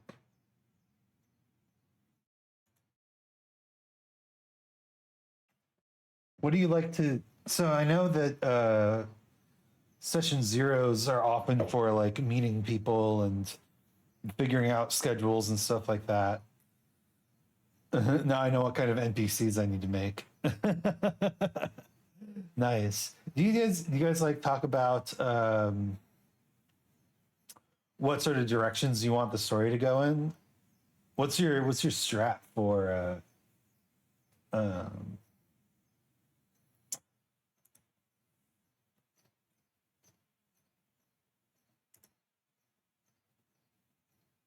you made a printout? Nice. That's honestly what I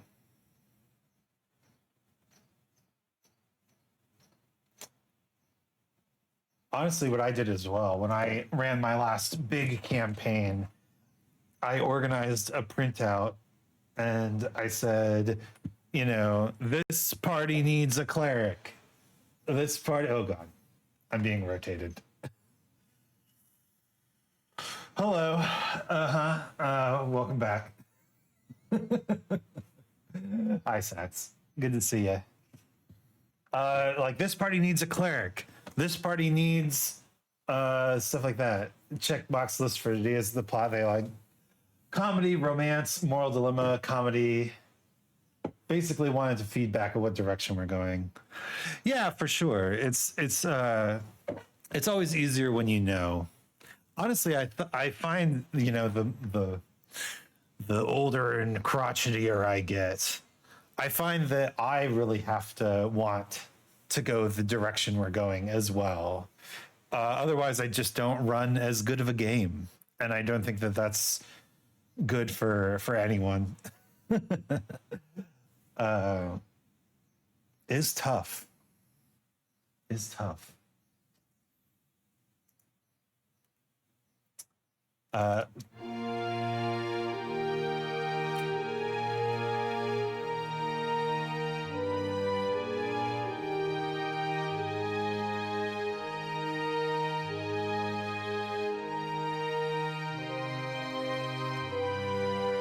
learned that they don't care for combat and prefer role playing, which I can totally work with.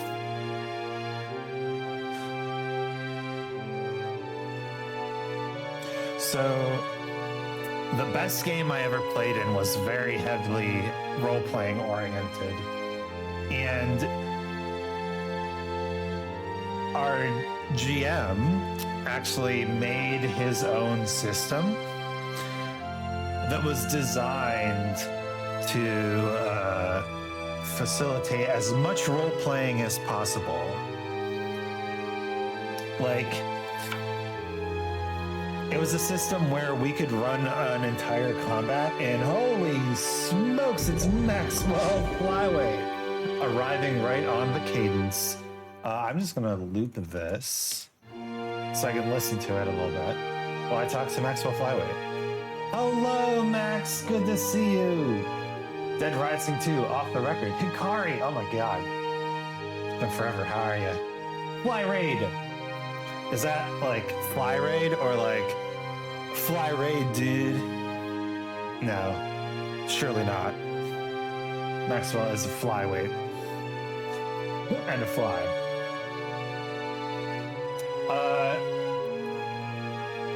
Hello. Max has to zoom off. Computer potentially exploding? God damn. Well, my computer is potentially not exploding, which is a nice change of pace. As you can see, the stream is functional.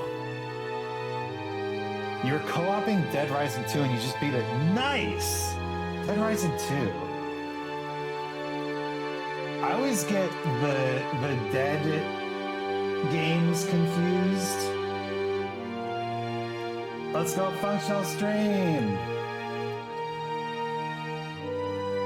2010 action adventure game.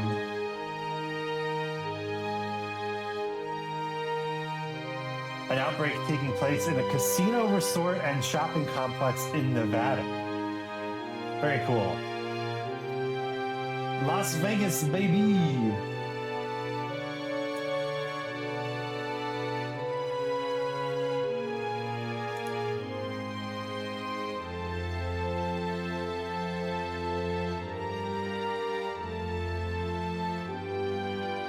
Yeah, there's one of these games. Maybe it's the first Dead Rising that like has stuck with me. I know the first Dead Rising takes place in a mall, but there's one of these games that has just like stuck with me forever because I read about it in Electronic Gaming Monthly when it came out. What do you think of the sound? What do you think of the orchestral noise that's happening? Dead Island? I think it was Dead Island. I'm pretty sure this one also took place in a mall.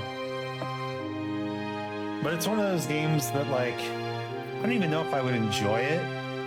I just want to figure out what it was. It seems to be pretty good. Thank you.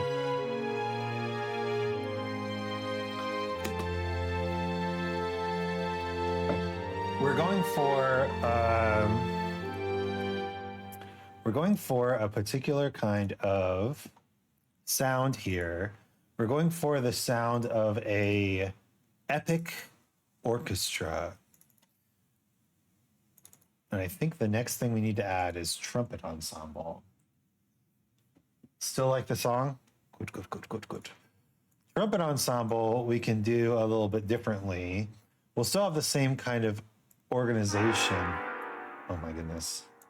Sorry for quacking there. My voice is quacking. Too high.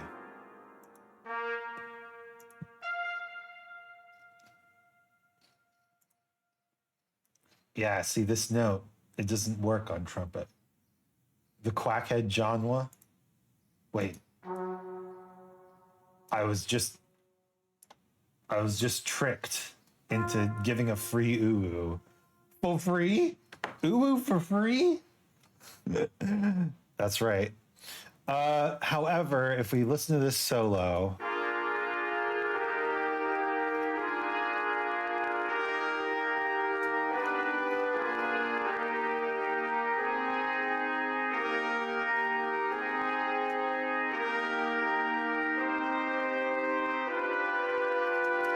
it's pretty dense.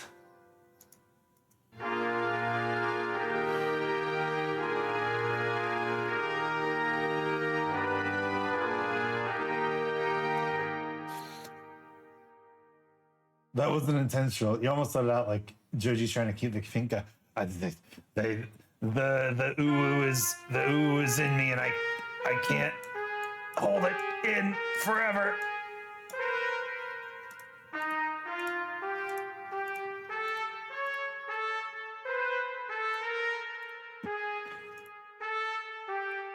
It's too powerful.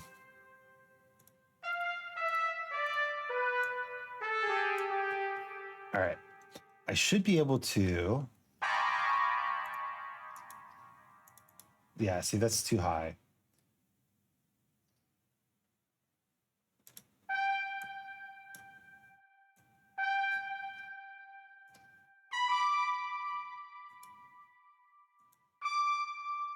That's as high as we can go on the trumpet.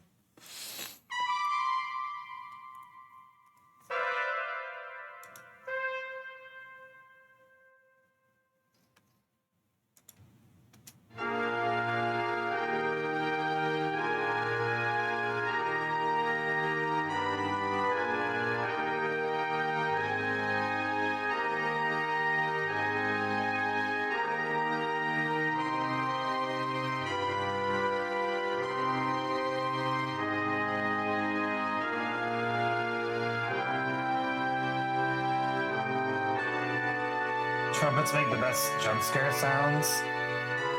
They're up there in terms of jump scare, for sure.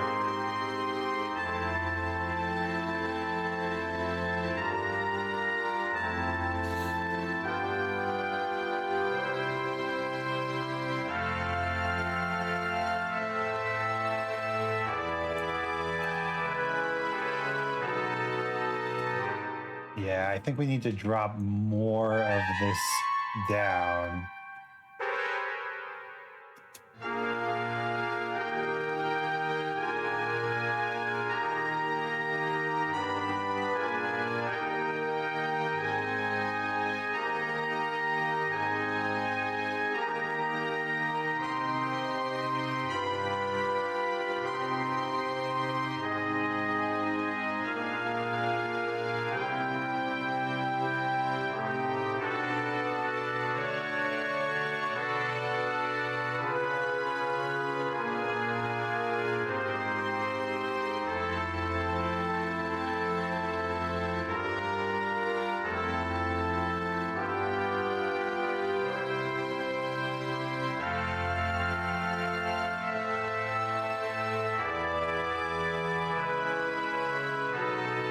Mm-hmm.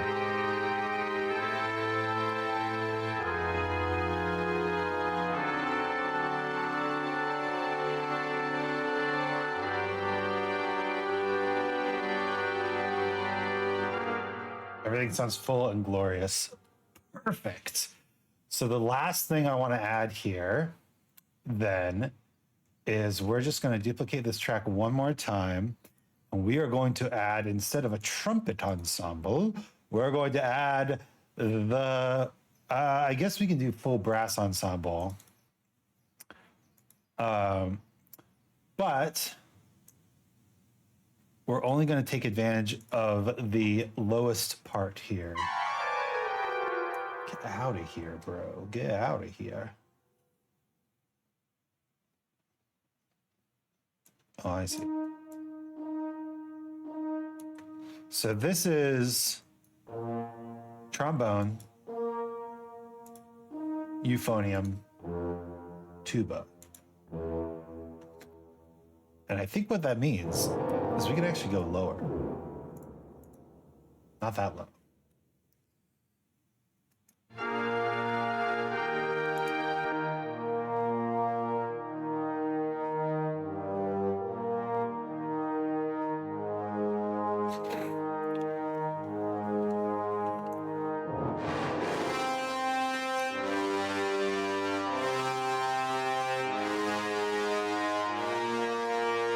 That's pretty intense, huh?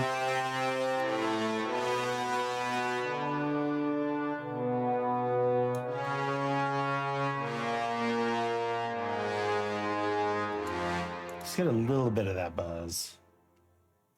So now,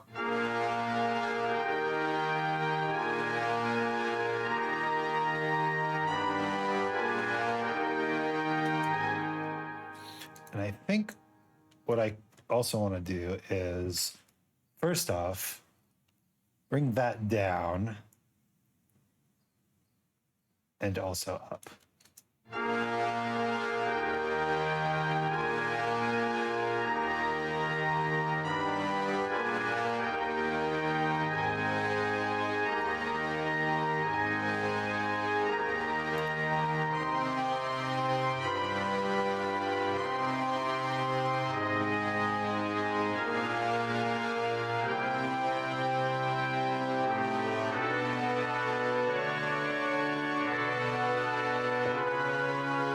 So essentially what we did here is we made the trombones and tuba very powerful, but over here we can make them also quieter. So we get that sound, but we also make them smaller.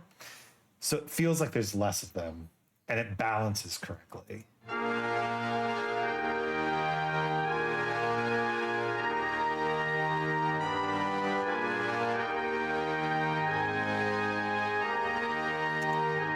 But also they are delayed a little bit. So I'm just gonna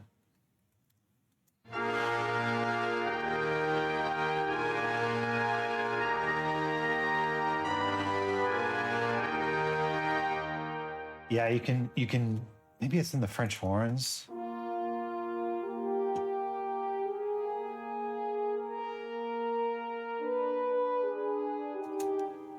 Yeah, we just adjust the timing a little bit here because the MIDI doesn't line up quite right.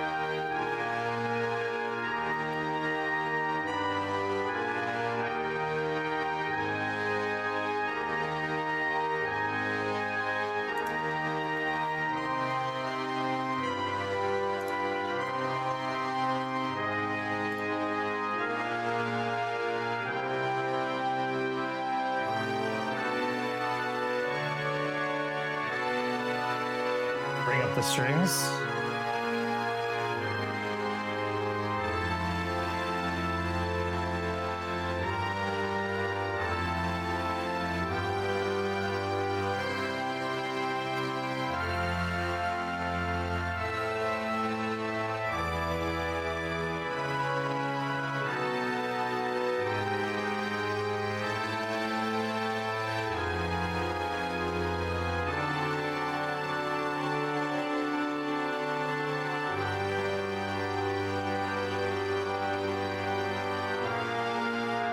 Oh, we're sounding really nice.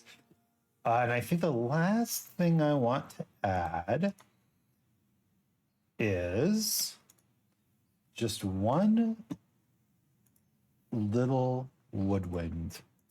And I think it's going to be a flute. One little flute.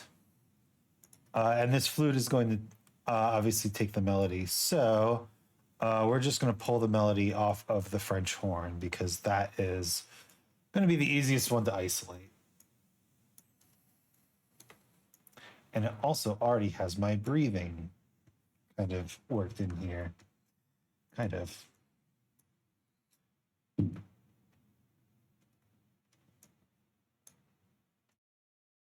Should probably adjust that in the French horns as well. The other, so you're like, don't the trombones need to breathe too, Isaac? Well, the thing is, the trombones are a section. Like these French horns are playing the melody. So let's listen to the flute. Yeah.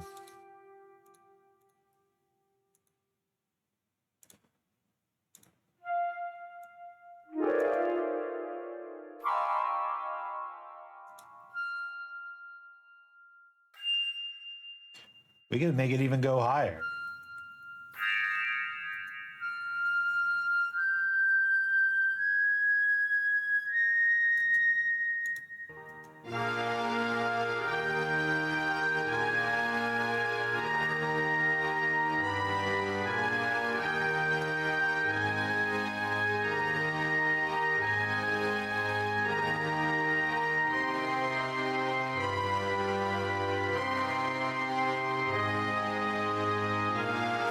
The trombones are all hyper professionals who are experts in circular breathing.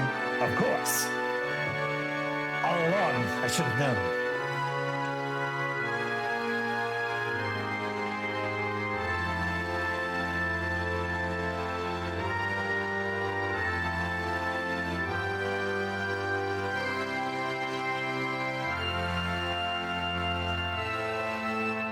It's too high.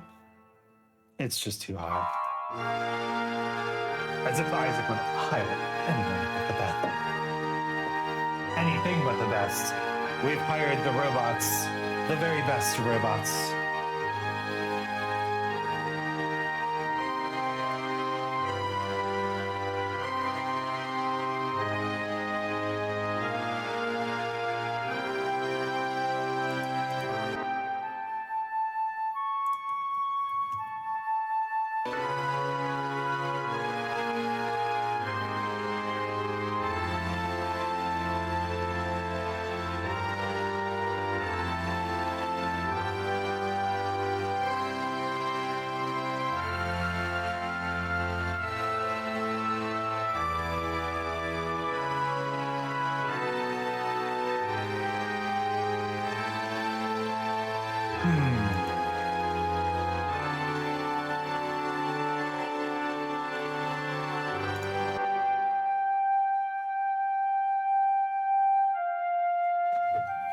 We have 3 different sustains on this flute.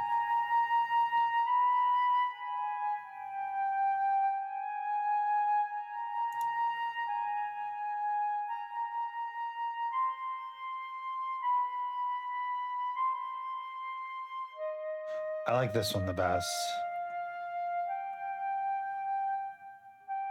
Minimal vibrato, which is important when you're trying to blend with the orchestra. Bring back the orchestra.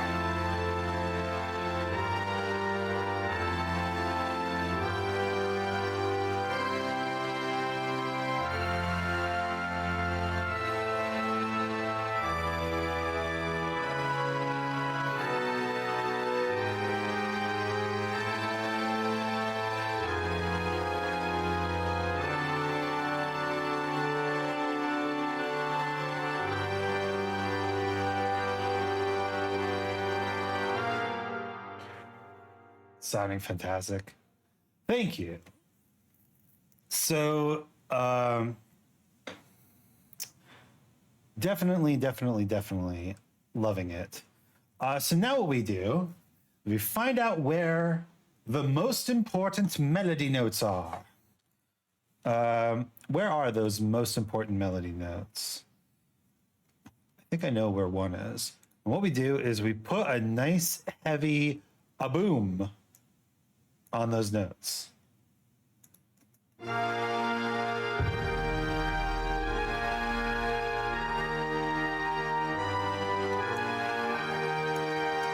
Definitely there, definitely there.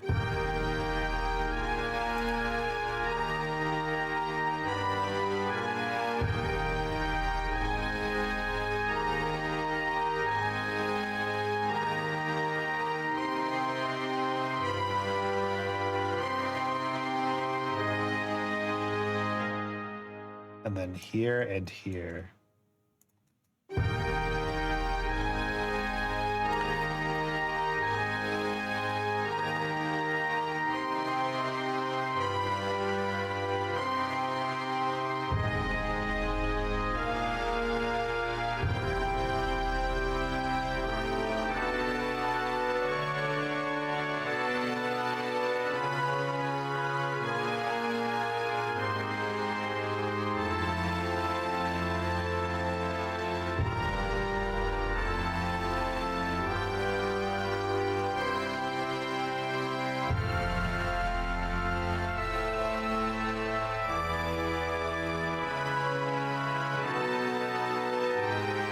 And then here and here.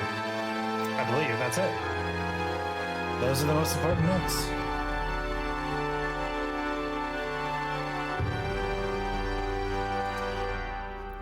Perfect. So then this is the bass drum, but we also need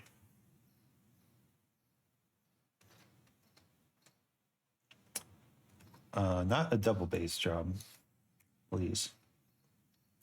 We need a big old cymbal sort of thing. So let's see what I've got. Percussion.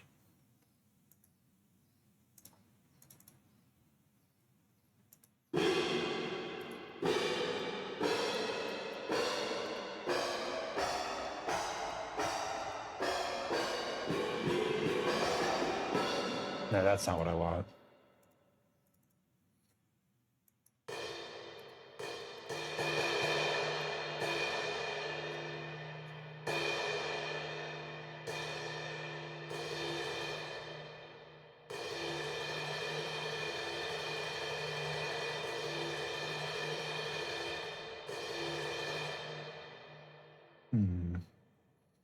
So we've got this kind of like rolling, and then we've got the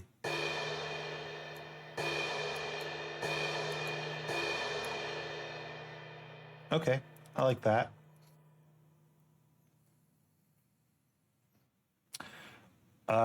So let's basically do the same thing here.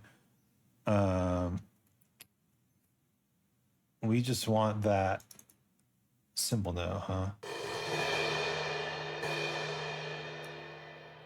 But which one? They're all the same.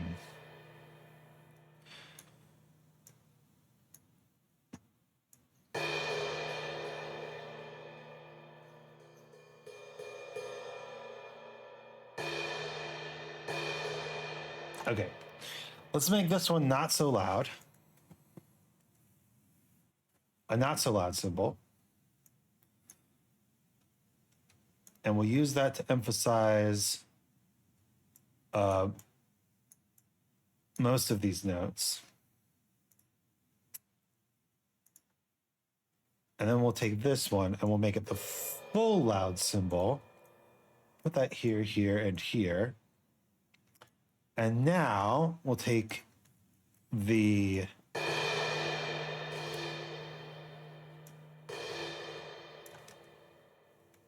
rolling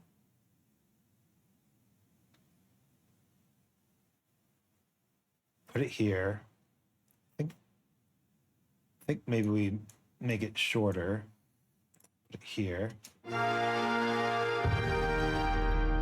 Does that sound like I want it to sound?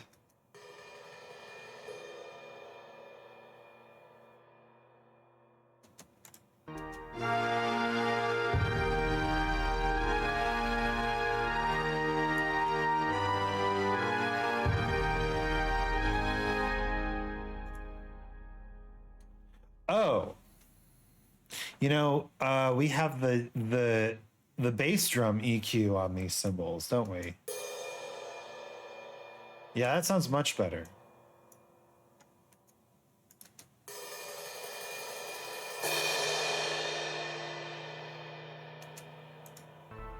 Beautiful.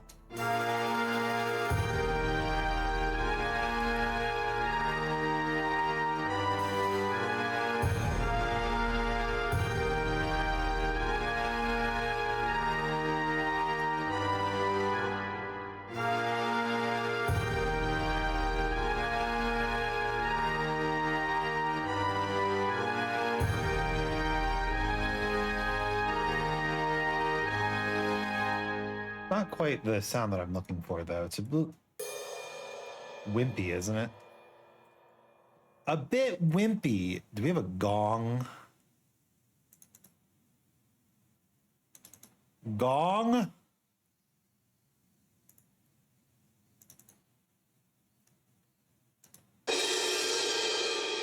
That's better. All right. Let's see.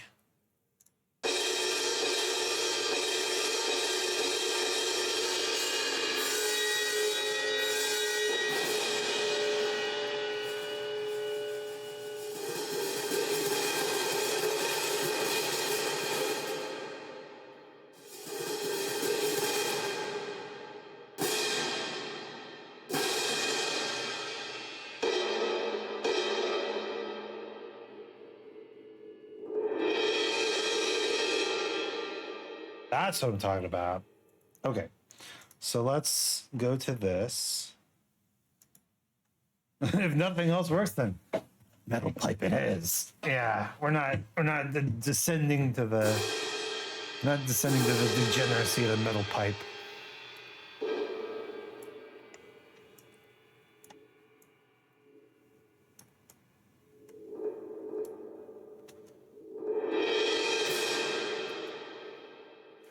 Okay, not that loud.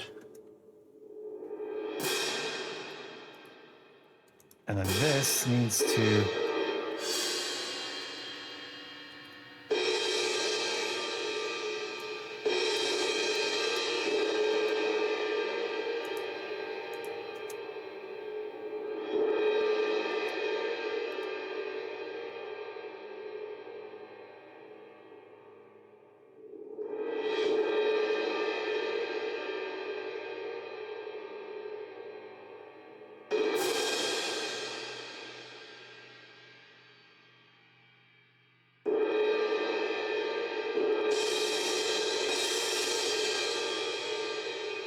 My God, this is wild. A little louder here. A little softer here. Sorry for all these cymbal sounds.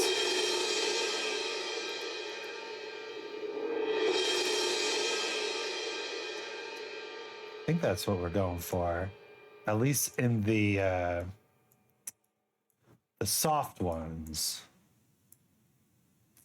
And then let's see if we can't just make this as big as possible. The loud ones.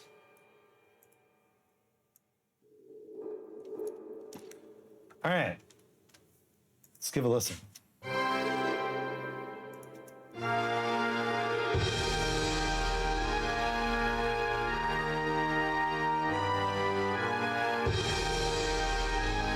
Yeah.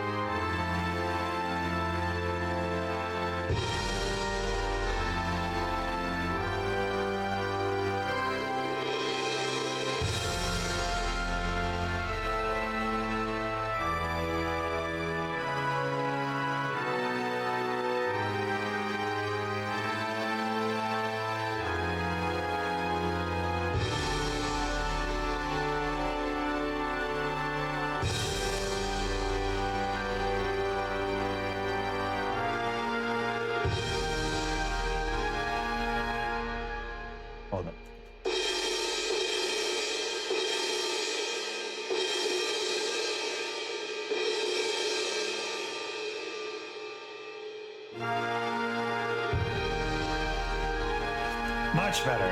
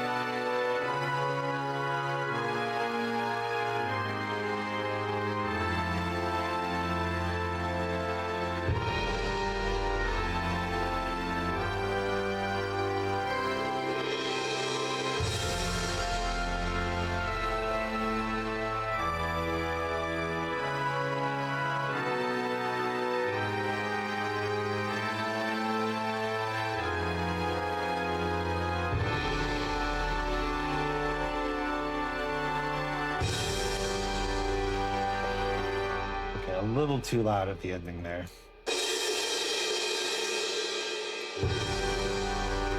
Perfect, perfect. Okay, so we've got our bass drums and our cymbal crashes. And I think that's pretty much all we need. Anything else? I mean, it sounded really good.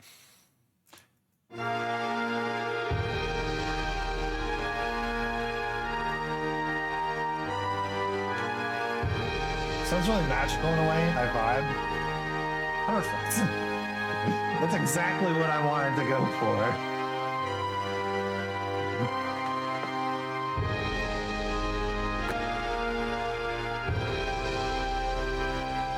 Like heroic and magical.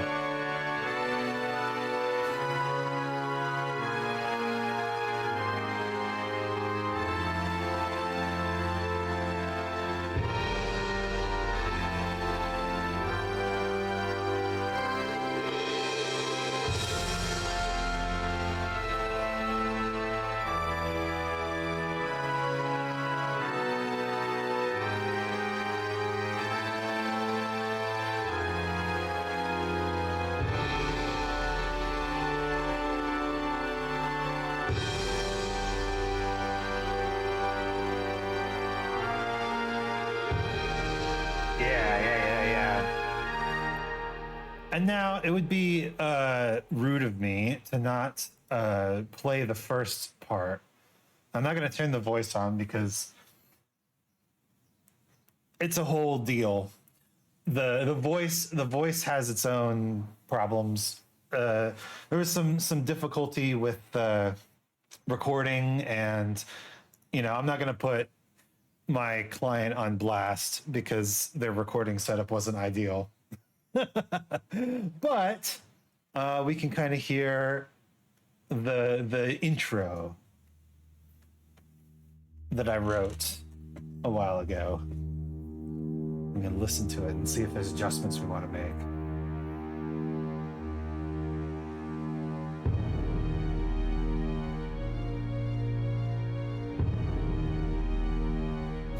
Oh shit, the taikos are not in. There we go.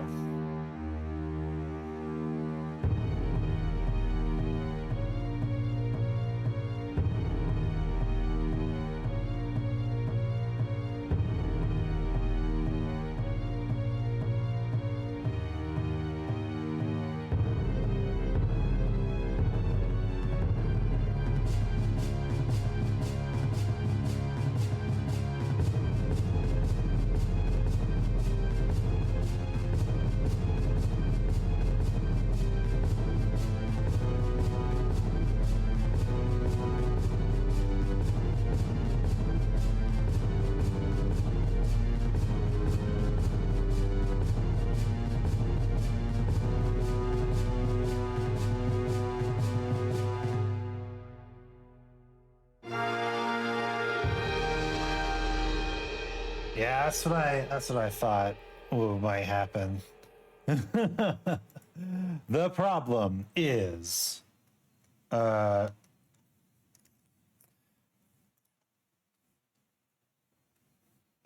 our sweet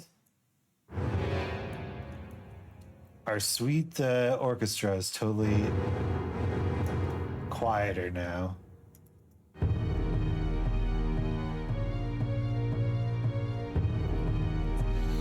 So we need to add in the magicalness, right? We need to add in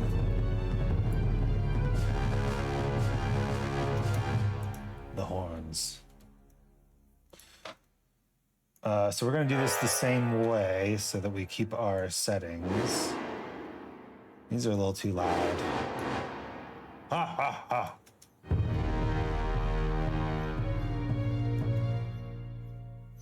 And a little too low, apparently.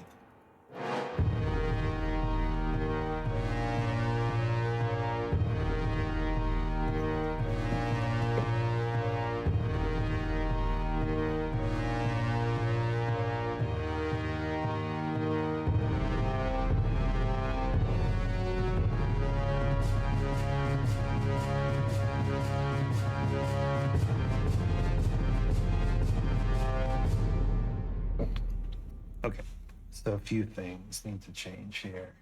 Trying to make it fit with the rest of it. Yeah. We spent so much time making the second half sound good. Now it's time to make the first half sound good.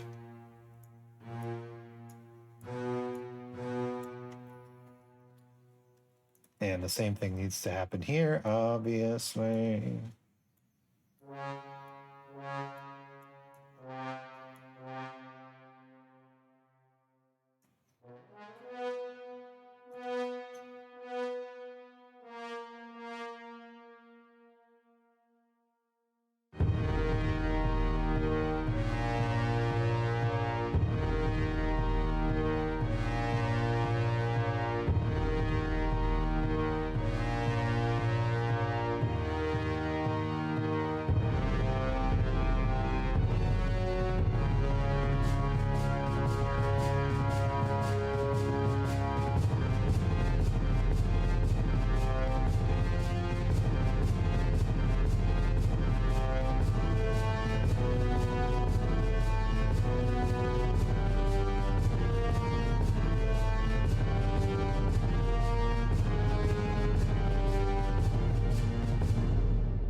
Excuse me?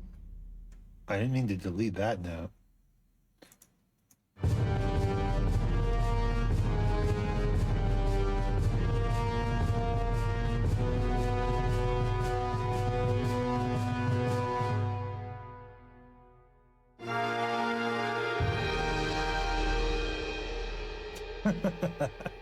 So big and bright. Bum, bum.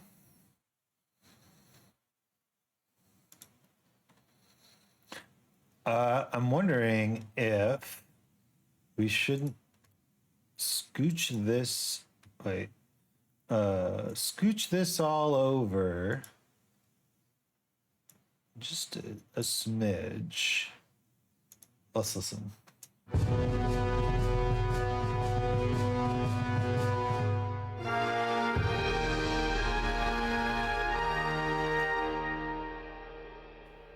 Yes, we should scooch it all over. However, it fucks up all my tempo markings. So we have to go into the tempo markings. Highlight everything. And just highlight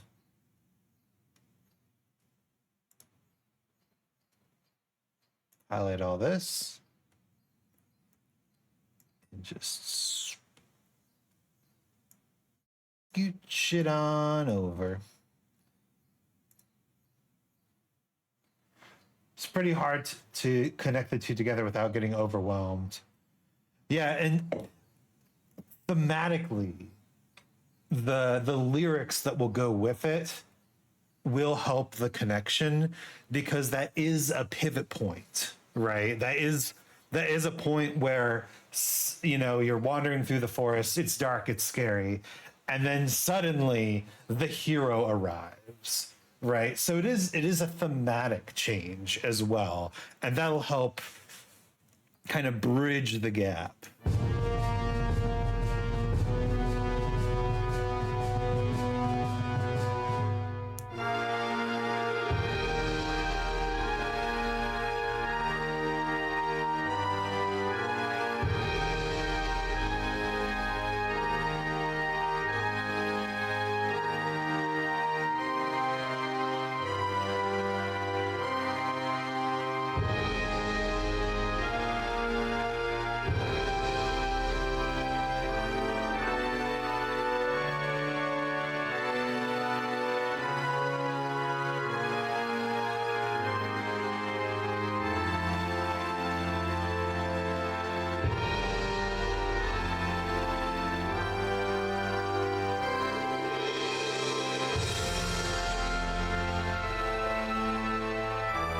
Oh yeah, oh yeah.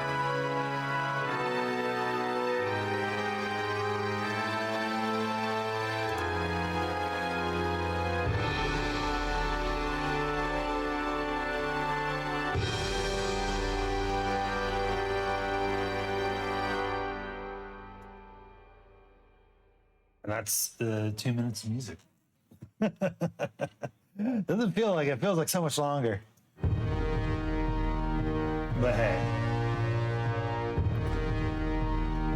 speaking of haze, I have this section, which the client recommended some chanting. I don't know how I feel about this particular chanting that I made, though.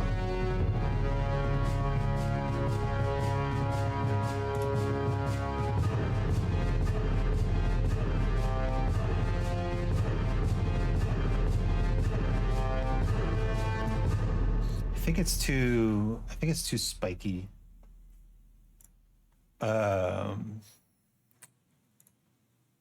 Where's my transient shaper?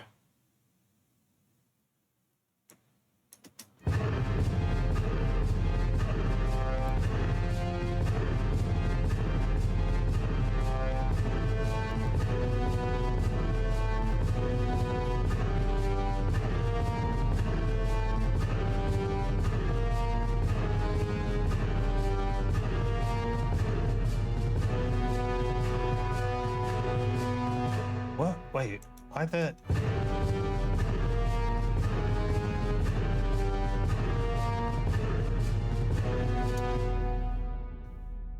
Oh my gosh, why? Why?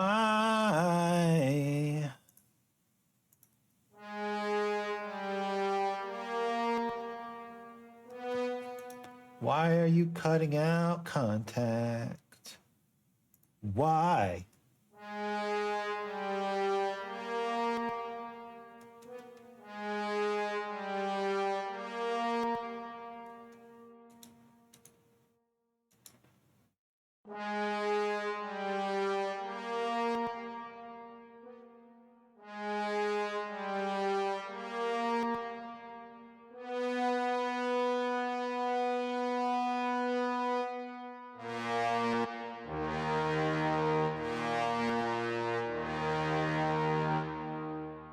Ah, I see why. I've added too many instruments and my CPU is starting to yell at me. That does happen. So I think what I'm going to have to do is bounce these MIDI files.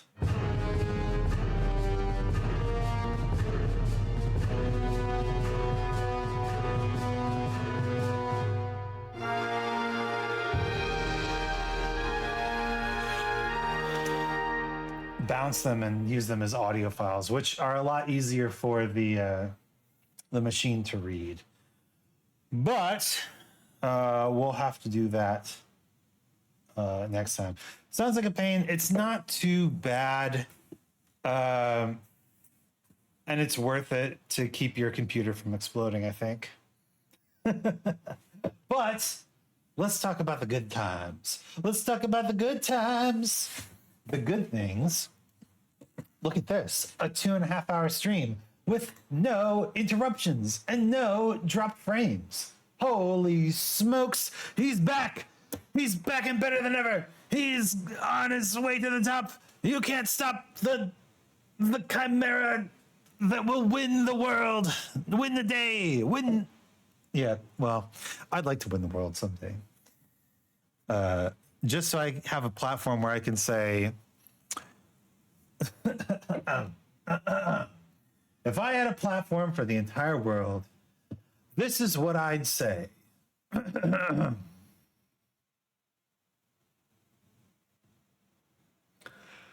Be better people.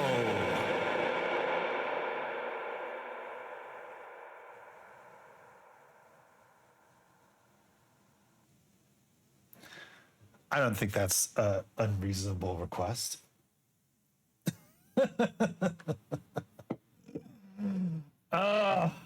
Anyway, I think we're going to rate out. I know I rated Bonnie last night.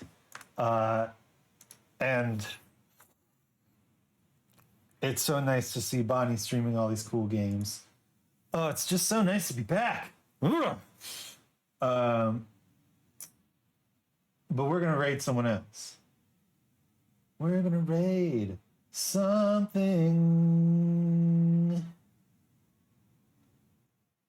I doubt there's anyone else doing music this late. I don't know what if I do if I get that amount of voice power. Well, this is why you got to plan. You know, you got to imagine yourself being that powerful, and then it'll start happening. Good night, Isaac. It was lovely hanging with you. You too, Ray. Thanks for hanging out the whole stream and chatting with me. And thanks to everyone who stopped by. Obviously, Cyteal and Maxwell, thank you so much for the raids. And of course, Kana and Anime and Golmal and Hikari and Sax. Almost missed Sax because, how would I say that? Her name is the same color as Ray's. Right? Your pronouns are who, whom currently. Would that mean who are, hor? How would you say the possessive without it sounding like the word whore? I, me, mine. Whose?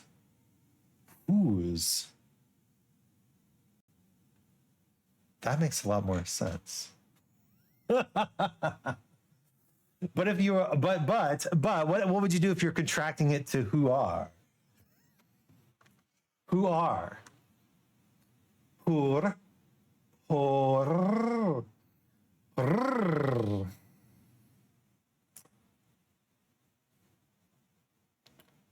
Whoses?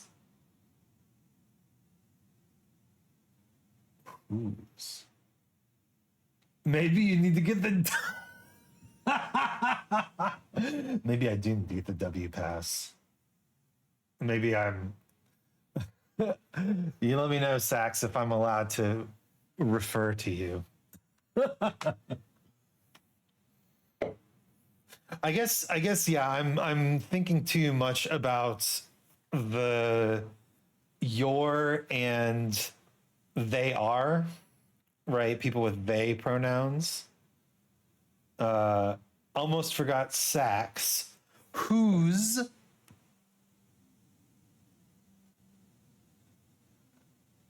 Wait, that just makes sense grammatically. That's just a normal grammatical sentence. Have we unlocked the ultimate agender pronoun?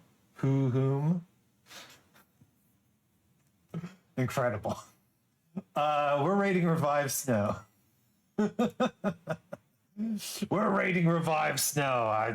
I've decided I want to see one of my most embarrassing clips played out on screen. So we're gonna rate good friend of the channel, Revive Snow.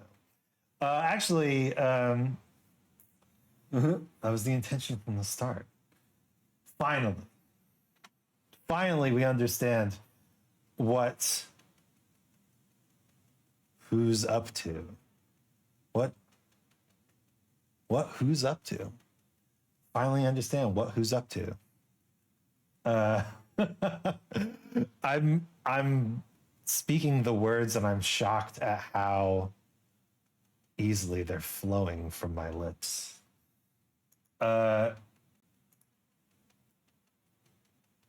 Anyway, we're gonna raid Revive Snow, and she actually gifted me Red Dead Redemption 2. So the plan is to play that at some point.